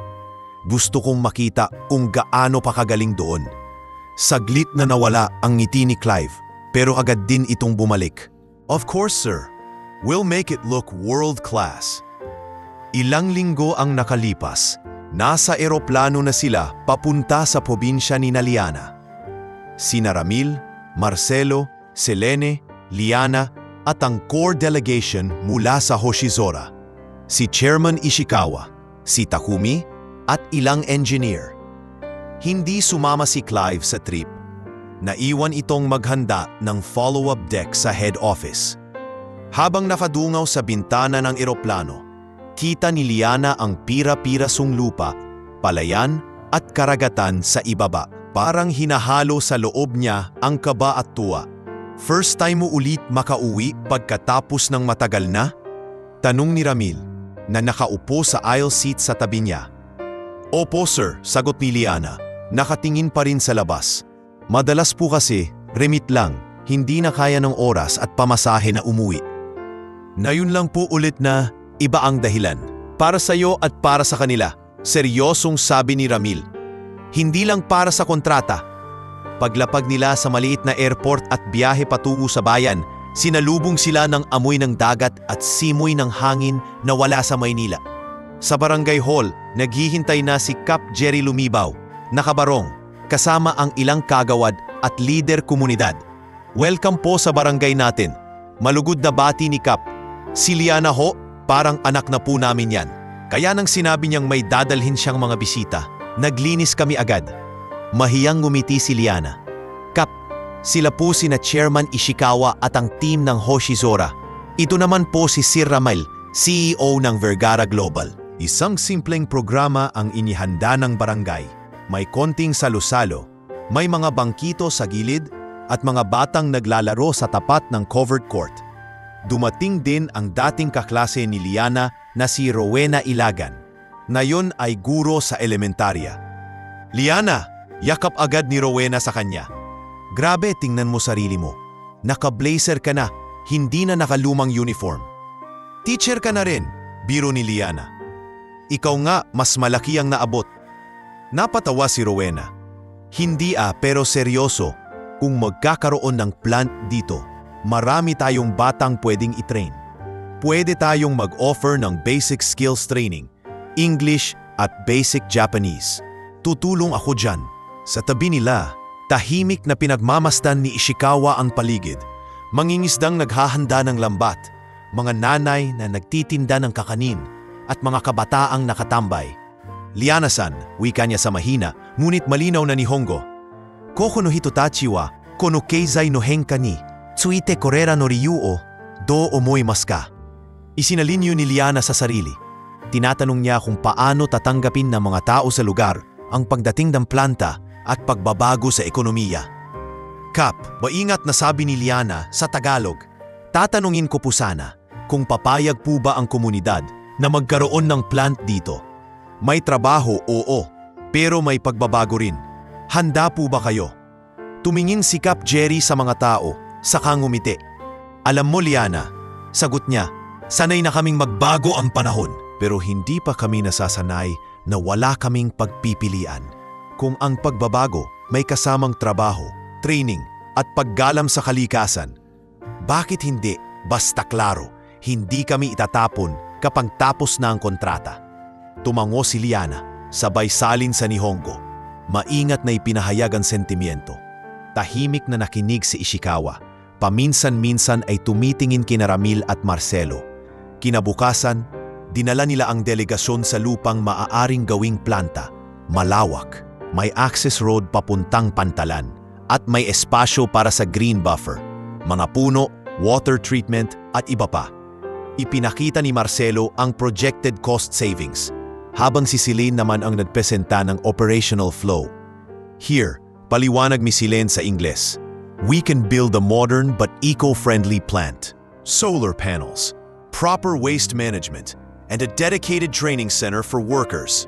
Nakatayo sa tabi si Liana ang tuloy-tuloy na nagsasalin sa Nihongo, hindi lang ng literal na salita kundi pati intensyon na hindi lang ito cheap labor site, kundi isang komunidad na handang mag-aral, magtrabaho at mag-alaga sa kalikasan.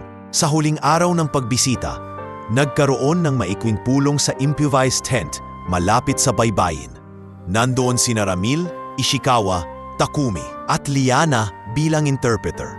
Robles-san, wika ni Takumi, nakatingin sa dagat. Kokunu ke shiki wakire desne.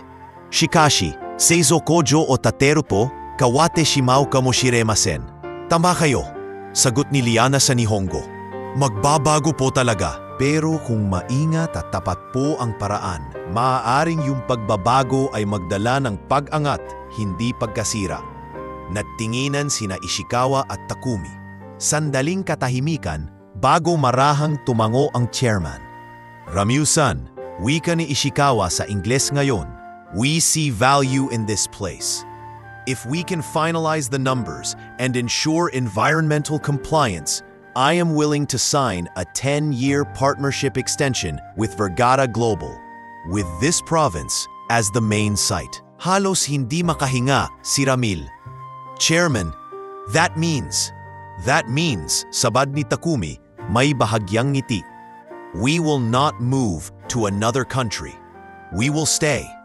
But we expect Vergara and this community to grow with us. Mabilis na isinalin ni Liana ang sinabi. Narinig ni Cap Jerry, Miruena at ng ibang lokal na opisyalang balita at halos sabay-sabay silang napalakpak. May ilang umiyak sa tuwa, ang iba napayakap sa kani-kanilang asawa. Kinagabihan habang pauwi na sa bayan, tahimik na magkatabi sa van sina Ramil at Riana. Sa labas ng bintana, dumadaan ang mga bahay na kahoy, sari-sari store at mga baang naglalaro ng habulan sa kalsada. Liana, basag ni Ramil sa katahimikan. Alam mo bang kung hindi mo nabanggit ang lugar na to, baka ngayon, naghahanap na tayo ng paraan kung paano sasabihin sa mga tao sa planta na mawawala ang trabaho nila. Hindi lang naman po ako, sir. Sagot ni Liana, nakatingin din sa labas.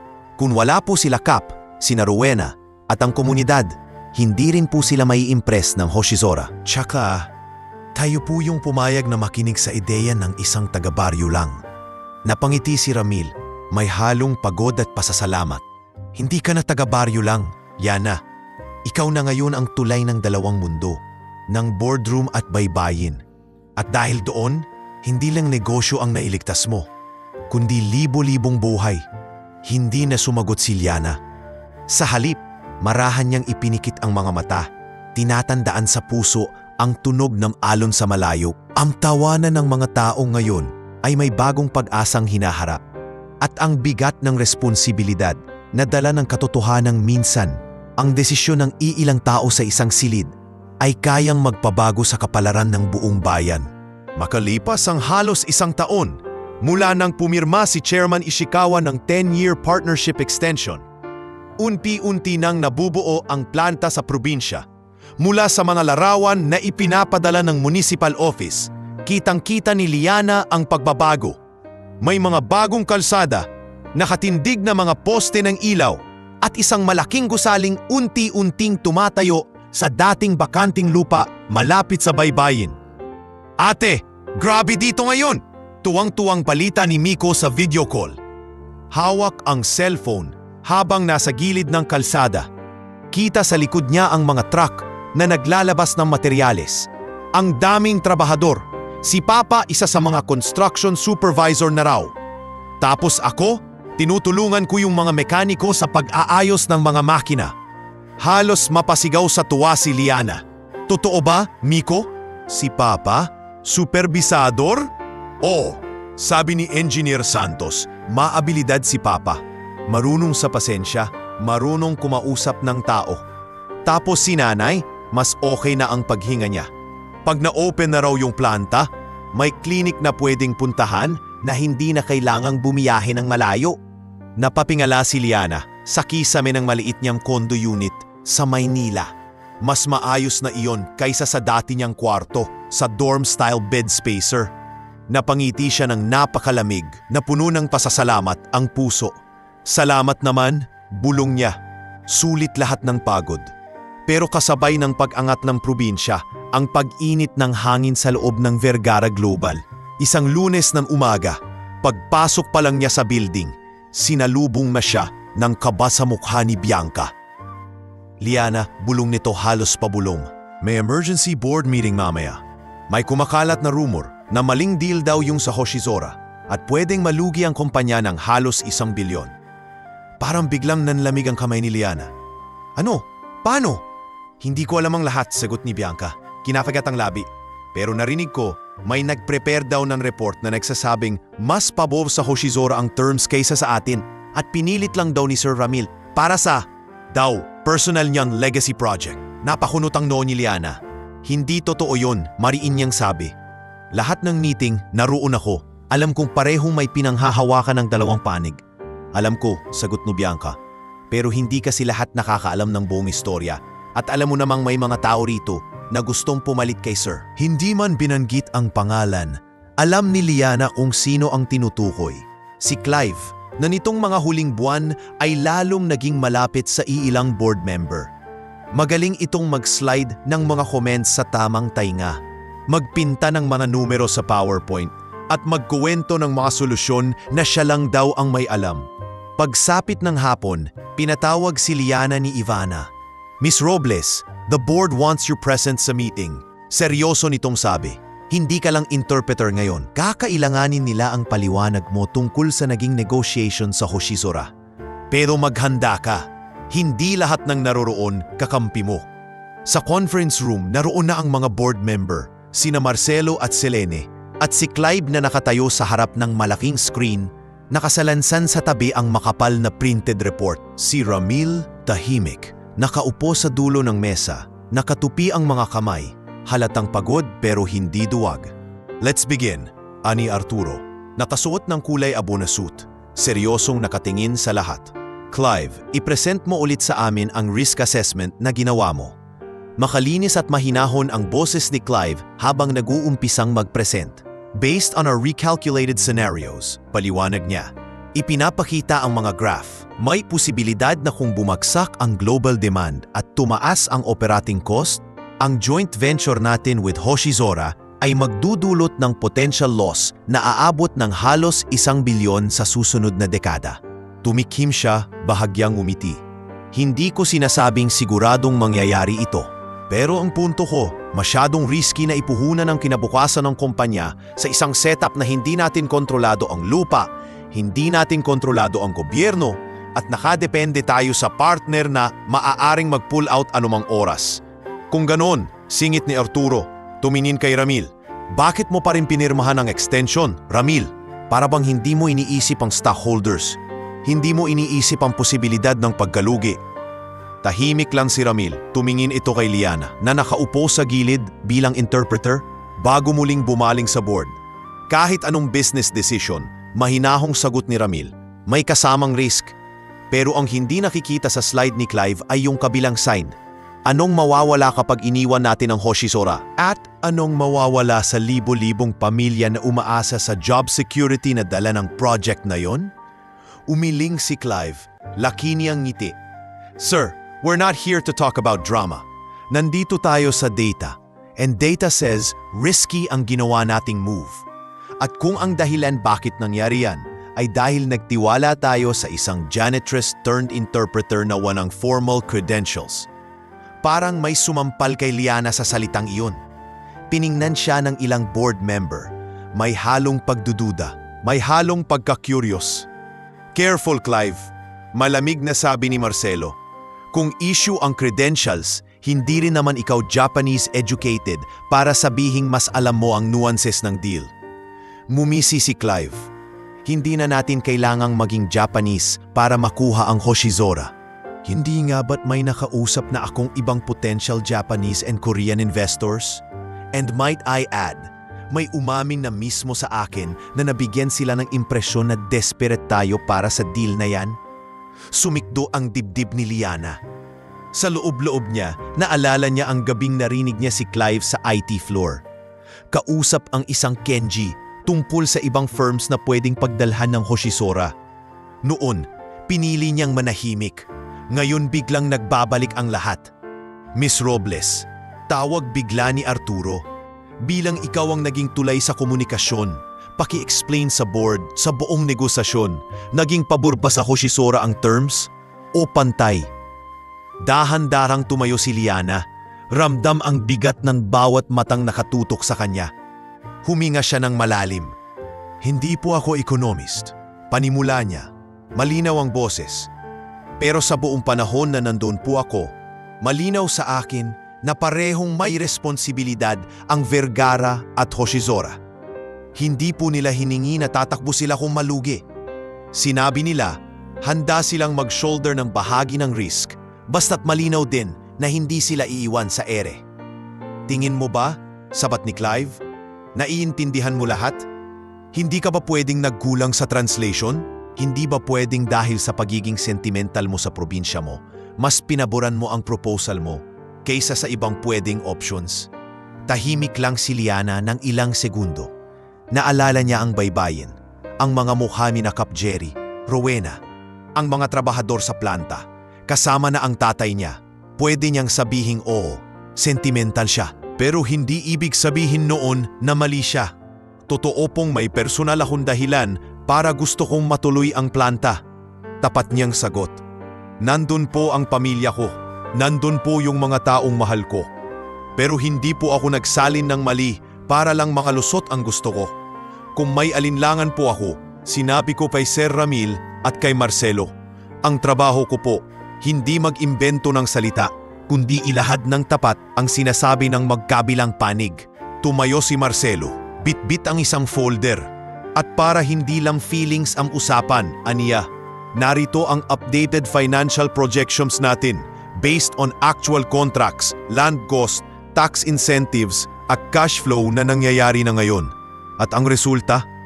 Oo, may risk. Pero malayo sa pinipintang bagsak 1 billion na senaryo ni Clive na base sa mga inputs na hindi namin ma-verify ang pinanggalingan. Nagpalit ang display sa projector. Graph na hindi kasing itim ng nauna. Mas balanced ang projection. May mga linya ng profit at loss na hindi dramapikong tuluyang sumasabog. Saan mo nakuha ang market collapse scenario mo, Clive? Malamig na tanong ni Marcelo. May mga numerong ang ginamit na hindi naka-align sa actual data na binigay ng Hoshizora at ng gobyerno. Sumabat si Arturo. Is that true, Clive? Saglit na nag-alangan si Clive bago ngumiti ulit. I used external projections, conservative estimate. Walang masama sa pagiging handa sa worst case. Pero bago pa siya makalusot, biglang nagsalita si Liana. Mas mahinahon pero mas matalim ang tono kaysa dati. Sir Arturo, aniya, pwede po ba akong magsabi ng isang bagay na matagal ko na pong iniisip? Nagkatinginan ang mga naroon. Go ahead, sagot ni Arturo. Humina siya ng mas malalim pa. Bale po kasi, ilang buwan na ang nakakalipas. May narinig po akong usapan. Hindi ko po sinadyang makinig. Dumadaan lang ako. Si Sir Clive po, kausap ang isang Japanese executive sa phone. Narinig ko pong sinabi niya na kung mas stuck daw ang Hoshizora sa Vergara, may ibang kumpanyang pwedeng tumanggap sa kanila sa Southeast Asia. May binanggit siyang pangalang Kenji. Nagbukas ang bibig ni Clive. That's a lie! Kenji Morimoto! Putol ni Liana, kalmado pa rin. Executive ng isang rival firm sa Japan. Nakita ko po yung pangalan niya sa isang article na pinabasa sa akin ni Sir Takumi dati. Hindi ko po agad sinabi kasi wala akong context. Pero ngayon, nang makita ko po yung reports ni Sir Clive, natatakot po ako na baka hindi lang ang concern para sa kumpanya ang pinaghuhugutan. Tahimik ang silid. Si Arturo nakakunot ang noo kay Clive. May side talks ka ba with other firms habang ongoing ang 10-year extension natin? Kanong nito. Normal business networking lang yon, depensa ni Clive, nanlalamig ang boses. Wala akong ginawang. Tumunog ang cellphone ni Marcelo. Tiningnan niya ito saglit, pagkatapos ay tumingin kay Ramil. Sir, galing kay Taumi, sabi niya. May pinadala siyang email sa board, forwarded dito. Ipinakita niya sa screen. Isang maikling liham mula kay Takumi. Naka-address sa board. Sinasabi na nalaman nila ang tangkang pakikipag-usap ni Clive sa rival firm. At muli nilang pinagtitibay ang tiwala nila kay Ramil at sa team.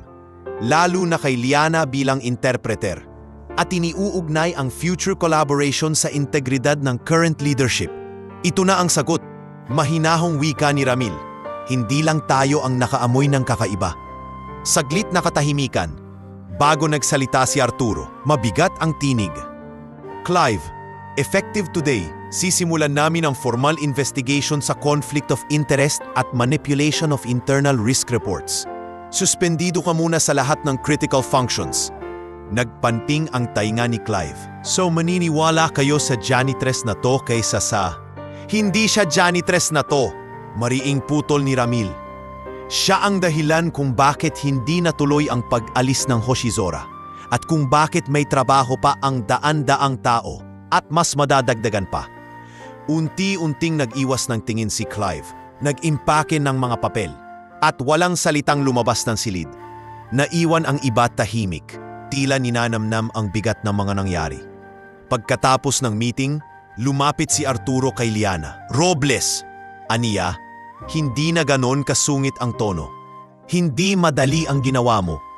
Ang tumayo laban sa mas mataas ang posisyon, malaking sugal yan. Pero dahil doon, hindi namin tuluyang naputol ang tulay sa Hoshizora at sa probinsya mo. Bahagyang yumuko si Liana. Hindi ko po intensyon na sirain si Sir Clive. Gusto ko lang pong maging malinaw ang lahat. Mas takot po akong may matanggal sa trabaho dahil sa maling akala. Makalipas ang ilang linggo, opisyal na inanunsyo sa internal memo ang resulta. Cleared ang 10-year deal sa Hoshizora. Na-confirm na manipulated ang worst-case projections ni Clive. At mananatili si Ramil bilang CEO sa lubos na suporta ng foreign partners. Kasabay noon, may isang linyang pumukaw sa lahat. Effective next quarter, si Miss Liana Robles ay itatalaga bilang Head, Japan Relations and Cultural Strategy at bibigyan ng full scholarship ng Hoshizora para sa intensive language and business training sa Tokyo sa loob ng 6 na buwan. Nang mabasa iyon ni Liana, halos hindi siya makahinga. Hindi lang kumpanya ang nailigtas niya sa posibilidad ng pagkalugi, kundi pati kinabukasan ng pamilya niya at ng mga taong kumakapit sa bagong pag-asa sa baybayin na minsan tanging nilalakaran lang niya ng nakayapak bilang anak ng isang nawalan ng tindahan. Ngayon, siya na ang hahapbang sa paliparan. Dala ang bagong pasaporte, bagong titulo at parehong puso. Puso ng hanitres na minsan lang nang sabing, "Ako na po ang bahala dito, sir." At tinupad iyon habang buhay. Hindi pa man sumisikat ng husto ang araw, gising na si Liana. Sa maliit na condo unit niya sa Maynila, nakalatag sa kama ang iilang damit na isasama niya. 2 slacks, ilang blouse, jacket para sa malamig na panahon, at isang nakapal na coat na hiniram pa niya kay Bianca. Sa tabi ng bag, natapatong ang bagong-bagong pasaporte at ang plane ticket na ilang beses na niyang pinasa. Manila, Tokyo, Haneda. 6 na buwan sa Japan, fully funded ng Hoshizora. Kinabahan siya bigla. Totoo ba talaga to? Bulong niya sa sarili. Marahang hinahaplos ang takip ng pasaporte. Yung dating janitress, magte-training sa Tokyo? Tumunog ang cellphone niya. Video call mula sa probinsiya. Agad niyang sinagot. Sumulpot sa screen ang mukha ni Nanay Marites. Nakaupo sa may bintana, may banig sa likod. Anak, nakangiti ang ina, kahit bakas pa rin ang pagod sa mata. Handa ka na ba? Sa tabi nito, sumilip si Miko, napasuot ng damit na may mancha ng grasa. Ate, may dala ka bang pasalubong pagbalik mo? Kahit keychain lang, nakasulat Tokyo, Japan. Napangiti si Liana, kahit nangingilid ang luha. Hindi pa nga ako umaalis, pasalubong na agad iniisip mo, biro niya. Pero oo, magdadala ako para sa inyong lahat. Liana, sabat ni Papa Rodel, lumapit mula sa likod. May kapirasong semento pa sa t-shirt. Huwag kang masyadong matakot ha. Kahit malayo ka, nandito kami. Huwag mong isipin na iniiwan mo kami. Umaalis ka para mas lalo tayong makabangon.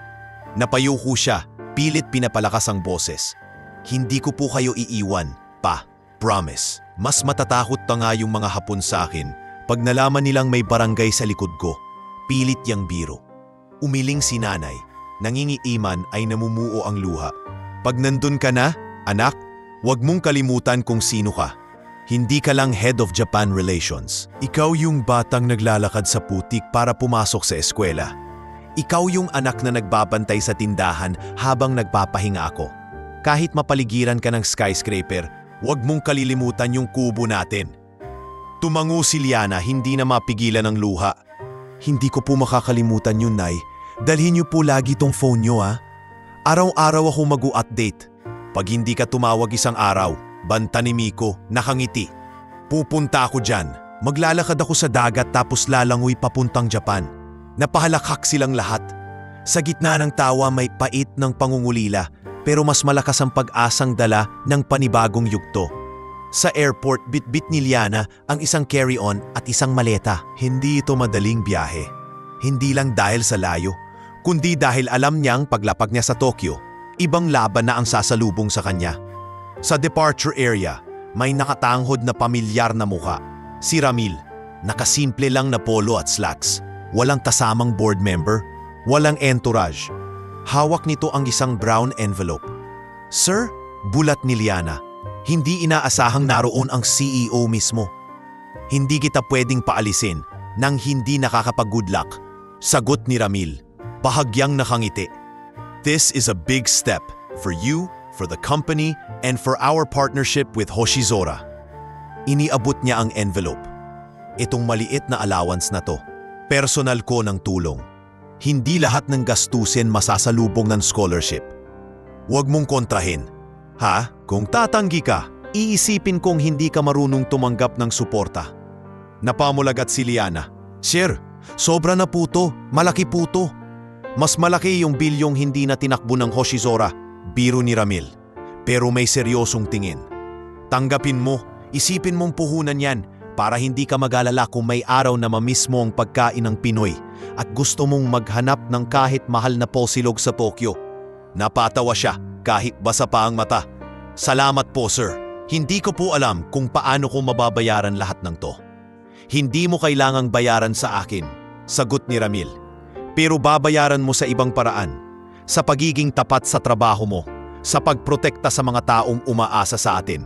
Balang araw pag may batang Liana na janitress din, sana siya naman ang tulungan mo. Napatingin siya sa kanya. Tumatak sa puso ang huling pangungusap. Opo, sir. Mariin niyang sagot. Angako po. Tinawag na ang flight number niya. Huling yakap, huling kaway, huling tingin sa mga pamilyar na mukha bago siya pumasok sa boarding gate. Sa bawat hakbang niya, naririnig pa rin niya sa ulo ang mga boses ni Nanay, Miko, Papa, Cap Jerry, Arvin at lahat ng naiwan sa Pilipinas. Paglapag sa Tokyo, sinalubong siya ng malamig na hangin at ng kakaibang amoy ng malinis na city air na may halong kape, bakal at ulan. Sa arrival area, may nakahanda ng placard, Miss Liana Robles, Hoshizora Scholarship. Lumapit siya. Ang may hawak ng placard ay isang babaeng naka-business suit. Maamo ang muka. Si Mika Tanabe, ang magiging coordinator niya sa training. Robre Susan, magiliw na bati ni Mika sa medyo barok na Ingles. Welcome to Tokyo. We are very happy you are here. Bahagya siyang yumuko. Tanabe-san, yoroshiku onegai shimasu. Please take care of me. Habang nasa loob sila ng tren papuntang city, dumaan sa harap ng mga mata niya ang mga tanawin, mga building na may kumikislap na billboard, malinis na palsada, mga taong mabilis maglakad at bihirang magtinginan. Parang ibang planeta. First time in Japan? Tanong ni Mika. Opo, sagot ni Liana. Matagal ko na pong pinangarap, pero hindi ko po inakalang mangyayari talaga. Ngumiti si Mika. You worked hard. Hoshizora values that. Chairman Ishikawa is impressed with you. He often says, "Ano hito wa kokoro mo tsuyoy." Napaisip si Liana. Strong heart. Bulong niya sa sarili. Hindi ko alam kung strong. Pero siguro, sanay lang sa hirap. Sa Hoshizora Training Center, sinalubong siya ng isang structured schedule. Umaga, intensive language refinement. Hapon, business and contract law classes.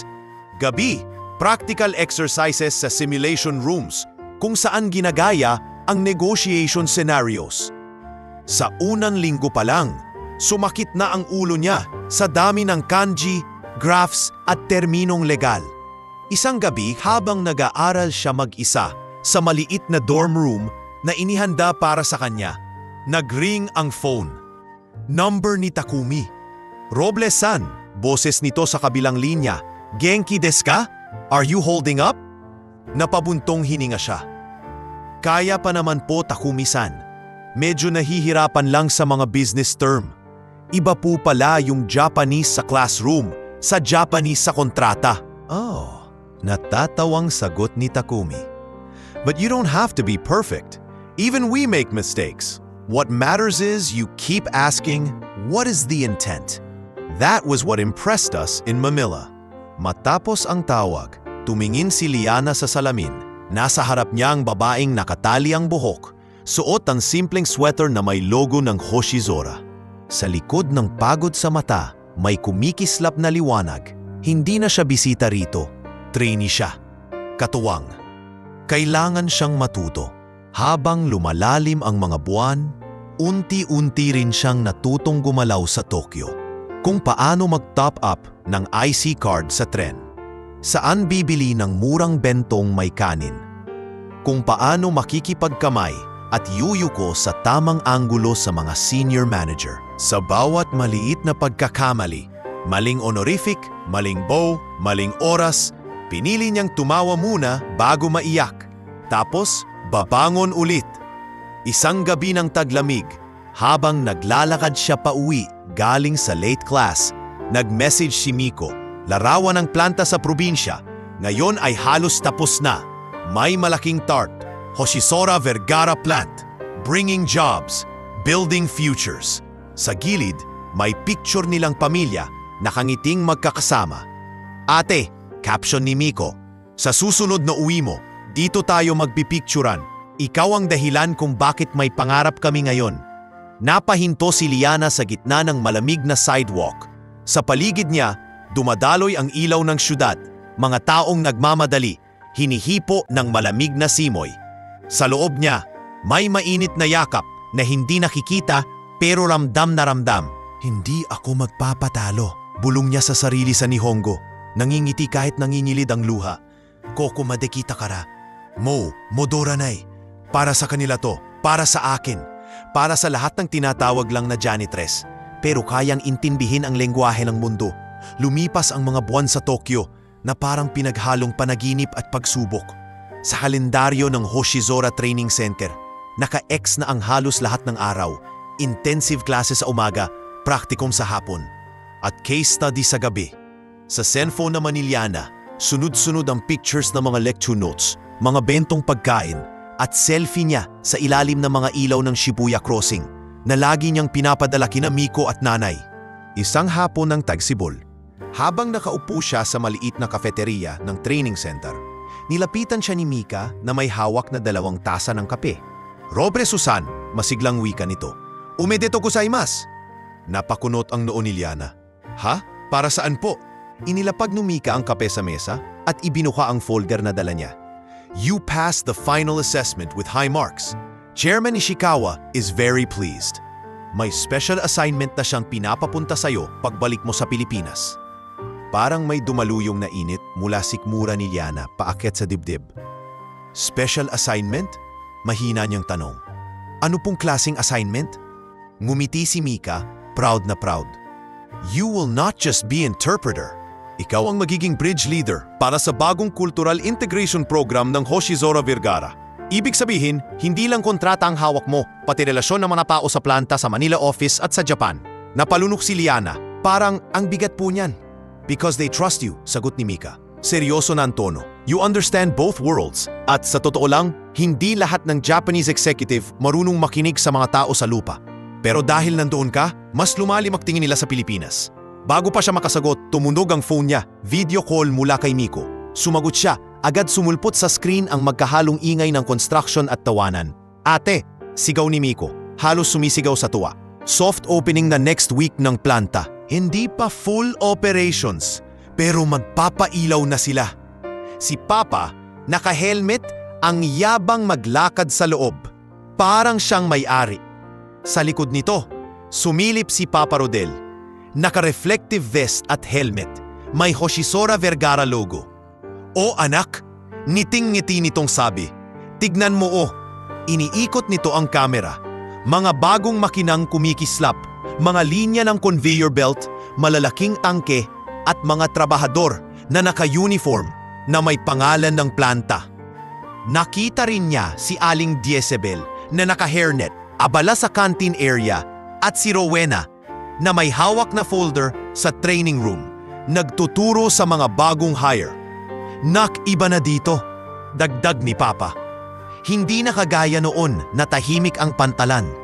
Ngayon may truck, may barko, may trabaho. Marami pa ring problema, oo, pero hindi na ganun kakuba ang likod ng mga tao. Napangiti si Liana, pero sa gilid ng mata niya may namuong luha. Hintayin niyo ko ha, kaunting panahon na lang, uuwi na ako. Hanglinggo ng training, ipinatawag siya ni Chairman Ishikawa sa opisina nito sa Tokyo HQ. Hindi ito malaking silid, pero punong-puno ng mga litrato ng mga planta sa ibang bansa at mga lumang black and white na larawan ng unang tindahan ng Hoshizora. Robreso-san, panimula ni Ishikawa, nakatayo sa tabi ng malaking bintana na tanaw ang syudad. Arigato, you have worked very hard. Bahagyang yumuo si Liana. Ie, kochira koso, sagot niya. Osewa ni narimashita, ang dami ko pong natutunan. Umupo si Ishikawa at inuro ang upuan sa harap niya. I want to tell you something about the beginning of this company, Anya.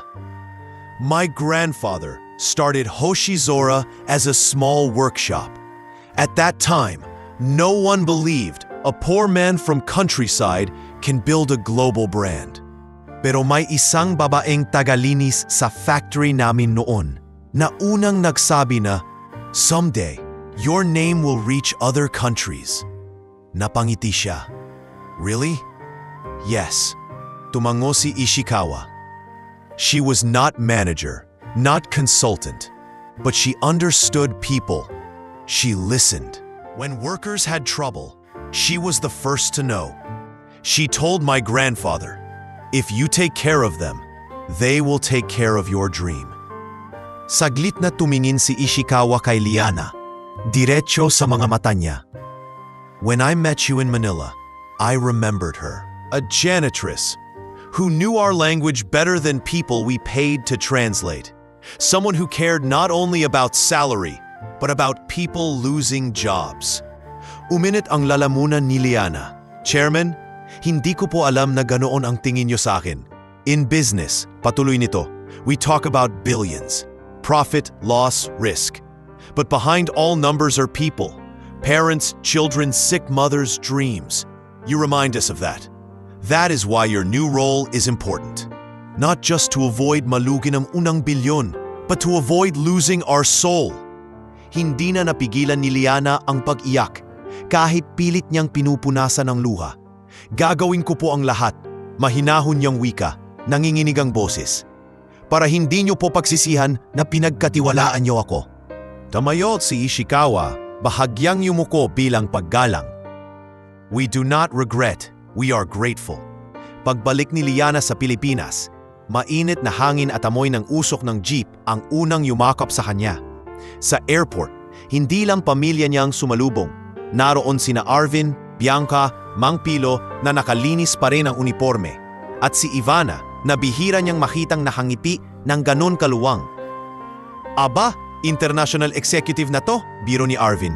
Pwede pa ba tayong sumabay sa jeep, Miss? Head of Japan Relations? Hindi. Sabat ni Bianca, sabay-akbay kay Liana. Sasakay tayo sa van ni Sir. Libre. Once in a lifetime yan. Hindi nagsalita ng agad si Ramil. Pero nang magtagpo ang tingin nila ni Liana, may tahimik na bati sa mga mata nito na parang sinasabing, "Welcome home." Sa unang araw pabalik sa opisina, may bago ng konsepto ang Vergara Global. Isang maliit ngunit makabuluhang program na pinangalanang Tulay Program. Isang initiative para sa training ng mga empleyado mula rank and file hanggang sa upper management sa cultural understanding at foreign language basics. Si Liana ang nasa harap ng unang batch. Sa training room, nakaupo sa harap niya ang halo-halong tao. Security guards, utility staff, junior managers, HR assistants. Nanbuon si Bianca, si Arvin, pati si Rowena na specially dinala mula probinsya para tumulong sa modules. Hindi nyo kailangan maging fluent. Paliwanag ni Liana habang hawak ang marker, may nafasulat sa whiteboard na basic Japanese greetings. Ang kailangan lang marunong kayong makinig, magtanong at umamin kung hindi nyo maintindihan. Wala pong nakakahiya doon. Taas ang kamay ni Mang Pilo. Liana, kailangan ba namin talaga to? Walis lang naman hawak namin. Mop at basahan. Ngumiti siya, malumanay. Mang Pilo, naaalala niyo po ba yung unang meeting natin na janitress pa lang ako? Akala ko nun, mop lang hawak ko. Pero nagbago yung isang kontrata dahil sa narinig ko habang naglilinis. Hindi niyo po alam. Baka balang araw, may marinig kayong foreigner na may kailangan. Tapos kayo yung unang tutulong. Yun ang tulay. Nagkatinginan ang mga tao sa silid. Unti-unti, may ilang ngumiti, nagbukas ng notebook, nagsimulang magsulat ng mga katagang. Ohayo gozaimasu, arigatou gozaimasu, at sumimasen. Sa kalagitnaan ng session, dumaan sa may pintuan si Ramil at Ishikawa na dumating sa Manila para sa quarterly review. Tahimik silang nanood sa likod, hindi napapansin ang karamihan. "Look at that," pabulong na sabi ni Ramil. "A few years ago, ayaw makinig ng mga tao sa janitress. Ngayon, lahat sila nakikinig." "Hay," tugon ni Ishikawa, nakangiti. "We saved 1 billion, but we gained something more priceless." Pagkatapos ng session, habang nag-aayos ng whiteboard, nilapitan si Liana ng isang batang lalaki na naka-on-the-job training ID, si Jared, anak ni Aling Dory sa planta. "Ate Liana," kinakabahang sabi nito, "pwede po ba akong magtanong?" "Sure," sagot niya, nakangiti. "Ano yon?" "When o hapa, sa bago lang gulig at mag-level up kagaya nyo, may pag-asa po ba talaga?" Saglit siyang natahimik. Sa harap niya, parang mop, takot pero puno ng tanong. May pag-asa. Matatag niyang sagot, diretso sa mata ng binatilyo. Pero hindi madaling daan. Mapapagod ka, mapapahiya, maiinis ka sa sarili mo. Pero kung hindi ka titigil, hindi ka nila pwedeng hindi pansinin habang buhay. "Paano ko po malalaman kung tama yung ginagawa ko?" tanong pa nito.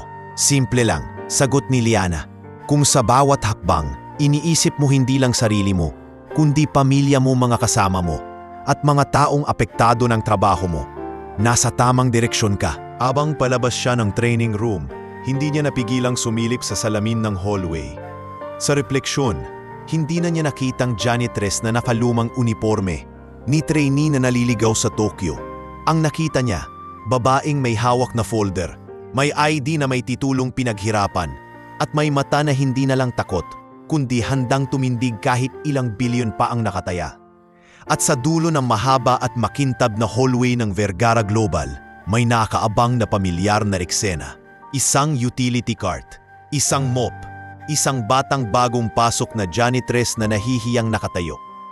Lumapit si Liana, ngumiti at nagpakilala, hindi bilang ma'am, kundi bilang dating kasamahan. "Hi, Sabi niya, inabutang kamay. Ako si Liana. Janitress din ako dati. Huwag kang mapakot.